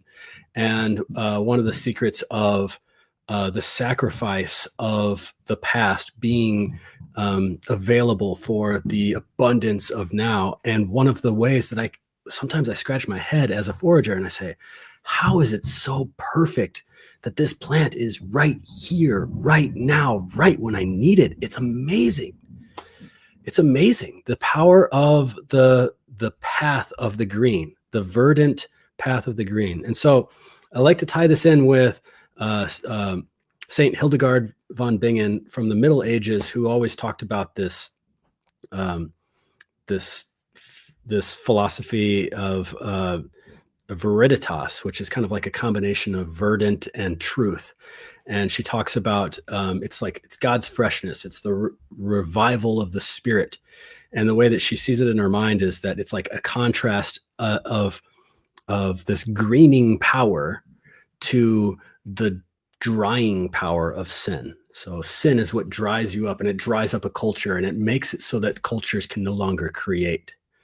So when you feel, and then the green path is the part that is creative. It's that creative aspect. It's that creative aspect of the, it's almost like a sponsorship from, of life, of vitality, is that green path. And so I really love the Ghost of Christmas Present as a great representation of Green Man, because it's now, it's the, they always say like, oh, you got the Christmas presents. The purpose of presents is your present. Being present with your family, right? Like everybody knows that. We go through that every year.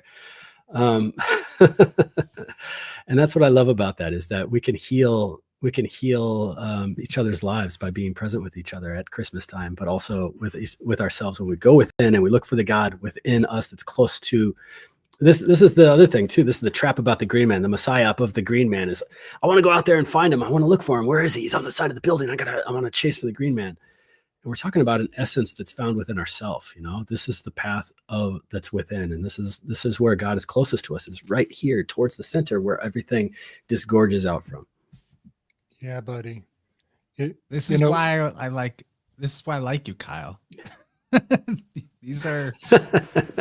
These weaves are just so uplifting and resonant. So good.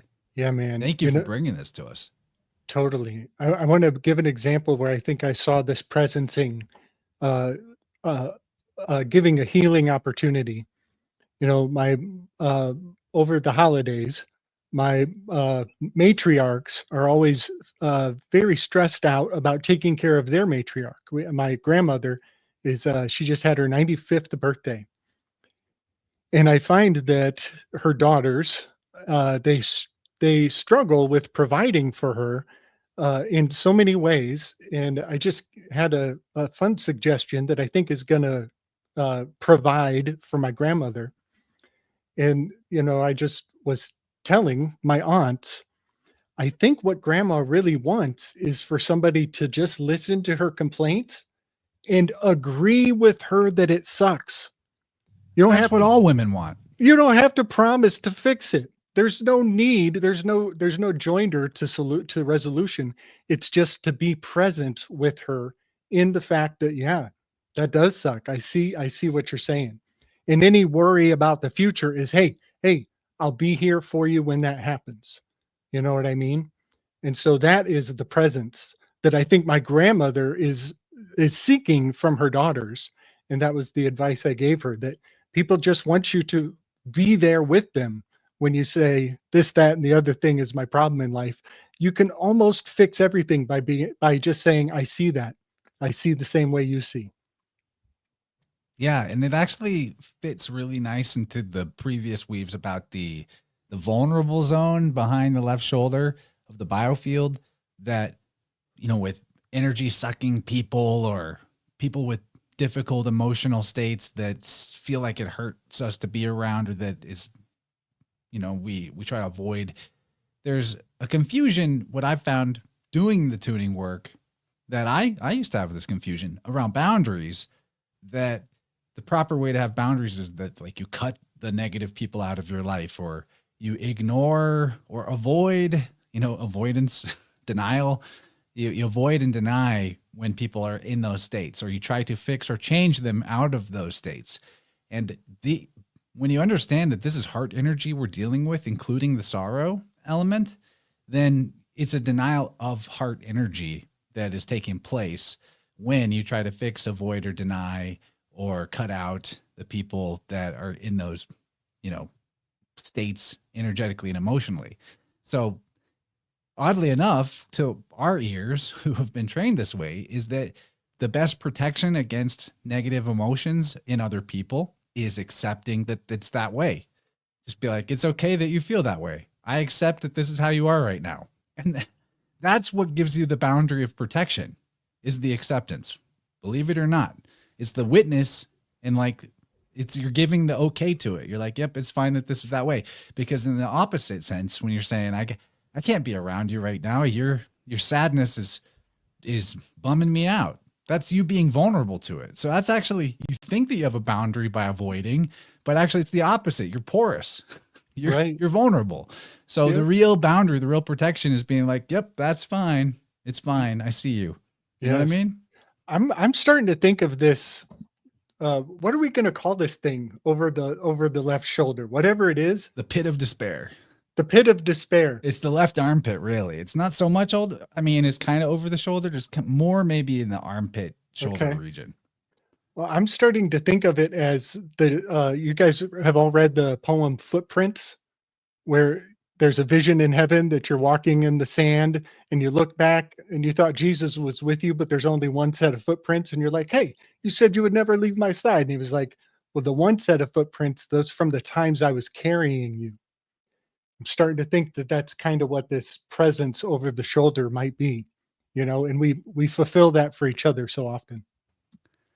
So I'm gonna move us towards the wrap up by just giving the honorable mentions to other Green Man stories. Sir Gawain and the Green Knight. That's a person. Yeah, losing your head, headless. We're no longer in the mental space. That's kind of the main takeaway from the story. We're in it's the opening of the head that leads Gawain into the rebirth or his own personal fecundity. Right, and the calendar again chapel as well. Yeah, so that's Bellis again, basically. The opening of the head. The head is the opening seed or kernel.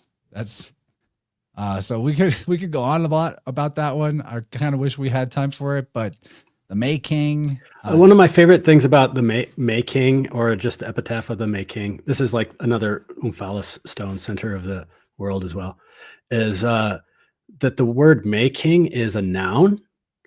It's a verb, as in making, creating.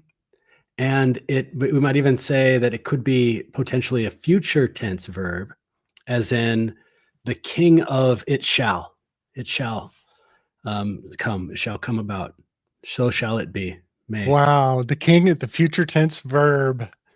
I love that. When you think of king as like a ken, like a knower, you may know, like it's a future tense knowing. It's a future tense gnosis. Yes. Or realization. That's powerful, because it brings up the Hume's razor, that science can only tell you what is, but it's on your moral compass to determine what ought. The May King. You have to be the May King of what you ought to do based on what science has told you that which is. The is ought divide. Yeah, that's a really good one for everyone to brush up on again, especially as they're rolling out the next batch of you ought tos with science says. So great one with Hume's razor. I had some good talks about the hairy man, wild man with Christopher McIntosh. That great dude. Last year, actually. I think that's coming up. So we're gonna look at also this little piece of artwork. We pretty much got a wrap. But was Father Christmas in green before he was in red? Is this what you're telling me? Yeah, man. Mithraic all the way. Yep. Wow. Yeah. Mithraic flags are green, red, and white. And that there's a lot of countries still adhering to those standards. Yep. So as I'm bringing us to a conclusion here, people who joined after the beginning, we're on Gabe's channel and Kyle's channel and a couple other stuff off YouTube, like my Rumble and Odysee, because I got a strike. I'm banned for 2 weeks. I will be back. But in the meantime, I'm going to post this at least in the Gabe Slick Dissident channel. This is my backup channel. It's at InnerVerse with Chance Garden. So if you want to go subscribe there, it'll help you stay up with what I'm doing. You might even get notifications there more readily than my regular channel. Once it comes back, I'm just going to use them in tandem from here on out and see how that goes. Also, there's something fun I'm going to play here. It's about 5 minutes, but over the last month really, my wonderful co-producer and, mother of my daughter and love of my life, Jennifer, she made this really fun wrap up of clips stitched together of 2024 content. Oh, Awesome. Here we go. So we're be going to great. go on a little journey through memory lane of 2024 here, man. and then we'll maybe comment on that in a second, give some closing thoughts, and then finish her up. But I'm so stoked about this. It's really, really, she's excellent. Big She's love, so good Jen. at this job. That's awesome. Big The love. degree Yeah. of phyllotaxis is encoded mathematically in Christ's name. You can go directly to that plant and find Christ. And that's the ultimate mystical state of consciousness that I think we want to reach. We're seeing what I think is like the thrashing and the last gasps of the previous version of operating. I like to call it the Messiah-op. If everybody sacrifices themselves for the group, then the whole group is sacrificed. This is how these ideas implant into your subconscious. This is what makes it worldview warfare. Because your worldview is your self-view. If you forget who and what you are, the evil ones in this world will define you for you. What's the purpose of writing a myth? Why would Plato incorporate myths into his stories? These myths have value as a teaching tool. Now you, as the reader, the responsibility shifts to you.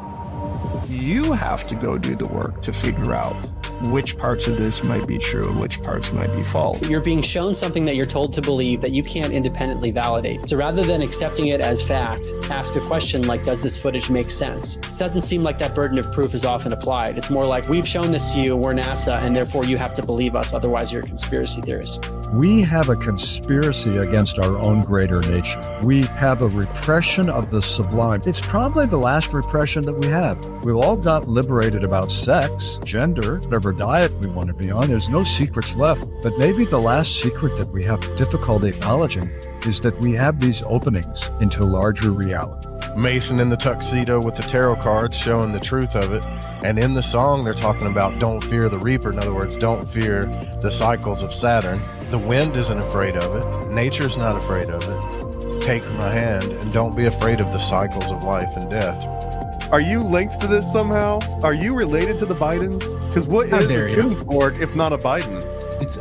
I mean, you got me, guys. But if you take the two images and then you superimpose them and you measure them, you'll realize that the images themselves are created on a sacred geometry grid that follows a pattern of this 23.5 degrees. I just want to point out, BCE spells 235. Their language is encoding 235. That is super Right. cool. Orion carries his sun on his torch. It just reminds me of the Olympics.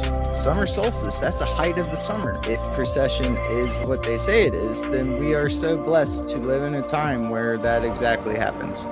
Open ourselves up to see which plant is volunteering or what message maybe there is with just the plants that are right there next to us, always supporting us. Should we turn on?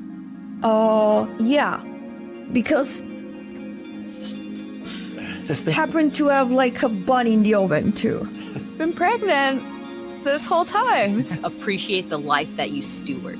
Like you're just stewarding this story, this life, this tapestry. You can weave within it, but this is something to take care of, not something to just take control of. Give thanks and praise. You want men of knowledge? You want to rear men of knowledge? You got to be in charge of their education.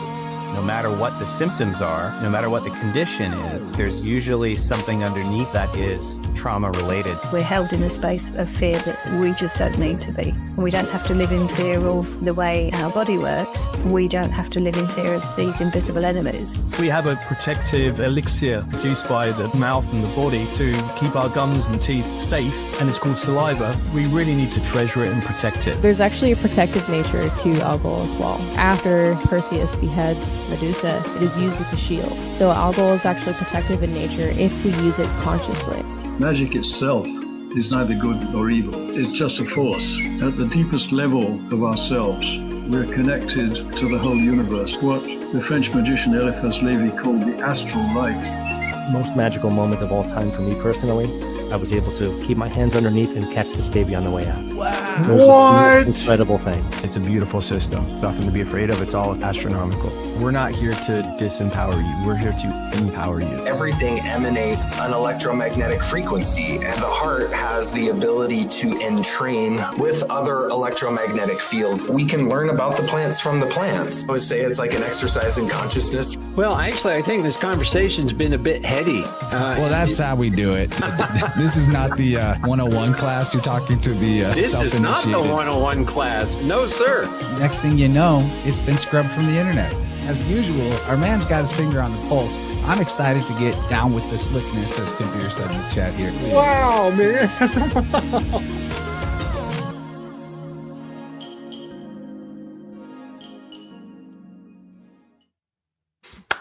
Wow. Jennifer, that is unbelievable. Praise Jenny B. That was so good. It's also crazy how many of those little clips resonated to what we talked about tonight. Yeah. But Wow. seeing it all with the energy of our chat talking too, I was feeling a little emotional. Like, wow, that was just 1 year of this. And honestly, I felt a little like lower energy last year compared to a couple years before. Maybe that lockdown sort of like secret club vibe was wearing off, but 2025 is snake year. It's going to be my year. And I can't wait to see what the compilation is like at this point in January of 2026. Because the stuff I've got on the horizon currently and the way my worldview has healed even further from 2024, it's exciting, man. So thank you for everyone who's been on the journey that whole time or even longer. And all three of you gentlemen were featured in this compilation. Unbelievable. Yes. That the best little surprise was Serena and Jennifer's pregnancy reveals. That was like super sweet. What a year, man. I can't wait. We got so much good stuff coming up. And the next thing on the calendar is Steve Young, aka Headflux, talking about the quintessential elements. And you're going to have to get on to this backup channel if you want to catch it when it comes out. I mean, I'll get it on my main channel later eventually, but we're going to premiere it on the backup channel. You're going to see it on Rumble, Odysee, Rokfin, iTunes, podcast app, Spotify, if you want the audio only version. So, YouTube is not a sure bet. Make sure that you've got backups, subscribed everywhere that you possibly can. And thanks for being here. Thanks for locking it into the InnerVerse. What a journey that was. And I'm feeling good about that compilation. Well done, wife. Thank you. Oh, you're muted there, Gabe. Oh, I can't believe my beard was ever that long. That was awesome. Thank you for that, Jen. Thank you very much. Yeah, that was very sweet. So Kyle, thanks for what you brought tonight. Yeah. That incredible energy. Yeah, that was awesome. And lots Yeah, of it's thought awesome went into this. to riff with you guys. And just want to say we've been on the Great Whiteboard Brotherhood together. PK, it's great to come avatar to avatar with you, I guess. Maybe one of these days we'll meet face to face, but for sure. And Gabriel, it's always such a pleasure, man. I really miss hanging out with y'all guys, and especially Chance, my brother, like Uncle Chance to my family. He got my son Davide a whiteboard. And so the first order of business was painting that, which is a mushroom. I asked him, what was that? And he said, it's fungi. And I was like, wow, that's cool. That's amazing. This has been on our fridge since you sent it. And 2 weeks, a couple days after Chance and Jennifer had their little one, we had ours. So it's the first time I've been on this show since I've been a double dad. And it's been really fun. Like, you guys, the messages that Chance and I send each other, like text messages of our babies, just like how much love we have for our, like super cute babies. It's just awesome, man. It's bringing a tear to my eye. And so I really appreciate your friendship, all of you guys, but I really appreciate the space too with the audience to be able to talk about something like the Green Man in a way that I don't think anybody on the internet has been able to accomplish. And so it is fun. What a fun day. And thanks so much, y'all. Oh, one more thing. I just want to plug. I'm doing a class in 2 weeks on my channel. It's called vitalism and circulation, something like that. Herbs in the heart, something like that. I can't remember. A circulatory story. That's what it is. A circulatory story. And it's about, if any of these topics resonated with you, with like holly and the biofield and oak in the biofield, and it'll be on February 21st. I believe that's one of the opening days of Aquarius. So we're really going to get that circulatory energy of Aquarius. And I'm really committing to a lot more classes this year. So especially online classes. So if it's something, if you like what you hear and you're resonating with this way of teaching, then come on over, and love to be able to teach some stuff with you. Oh yeah. Now that Gabe has got StreamYard figured out, we're going to be simulcasting to Gabe's channel every Vibe Rant that he's with me. Let's do it. Even after the main channel comes back, which is great. And I love seeing some of Gabe's people here, and my people mostly piled in over there, and the love. It's so much. Yeah, buddy. Chance, will you rip through the images that I sent to you? And I'll be very brief, but I just want to share some of how Kyle's weaves only because you asked nicely. Nice. Kyle's weaves on the Green Man are pinging very heavily around my discoveries on the Thoth deck being so correspondent to some of the Rorschach images. And so this is a Rorschach splotch on the right-hand side. And I see it very powerfully correspondent to the Temperance card and even the art card of the Thoth deck, which is the same card, number 14. But in the Matrix, I just want to show people where the rubber meets the road in our entertainment. People think that they're exempt from tarot because they don't do tarot cards. Well, if you're in the movie theater, you're tacitly entangled into the imagery of the tarot. This is the scene where the Merovingian gives a chocolate cake with a certain sexual program to a woman in the restaurant, and she has a spontaneous orgasm. The moment when her orgasm takes place inside of her body, they show an X-ray image of her pelvis exploding in ecstasy. The shape of the exploding pelvis is a splash that corresponds to the Rorschach test. And then she has to go. It's time for a rinse. Not to mention chocolate is a heart plant, or cacao is a heart plant. For sure. Yeah.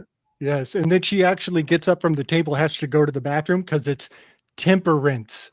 It's time to rinse off because she had a little splash down below. So yeah, fecundity, sexuality, and even like hiding innuendo in what you think was just a chaotic leaf shape. But in fact, there's a great amount of information in these shapes. Can you flip to the next one? This just makes me think of this tuning I did last night where right at the beginning of it, I got this ping, really strong ping of like, oh, this person's mom or dad. I was thinking mom. It turned out it was both. It's like kind of a clean freak, neat freak. Wow. And sometimes I need a authentication on my intuitions, and I grabbed a card off of this deck that's just like one word consciousness states with color, and I drew the card cleanse, and I was like, there it is.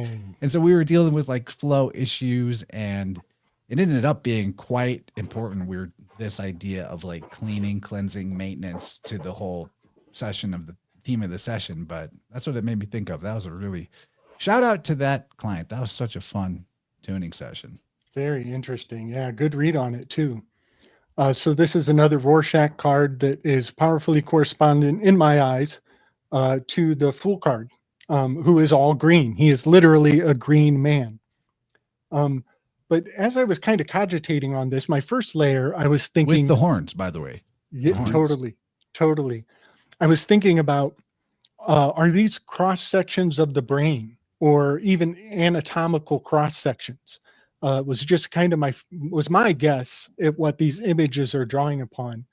And then I guess I have some poetry here from it turns out Aleister Crowley faked his death at a location in Lisbon called the Gates of Hell, the Mouth of Hell. And he left a death poem at the mouth of the Gates of Hell. And this is his death poem, but that's for a rabbit trail I'm on. Can you go to the next one, Chance? Because I think I finally sussed out. I think that these, what I thought were cross sections of the brain, Kyle, I'm thinking they're actually leaf types. I think there's a good weave that they're actually typology of certain leaves. And so I drew on the chapter in Genesis where Adam and Eve fashion fig leaves into clothes. And I realized that the shape of the fig leaf is the shape of the Rorschach test. Do you see a fig leaf in that? Also, the leaves, back to leaves being the original letters. Like, actually, you would leave leaves arranged in a certain way, and it was a secret message for somebody who knew the secret of letters. That's where I think alphabets came from originally.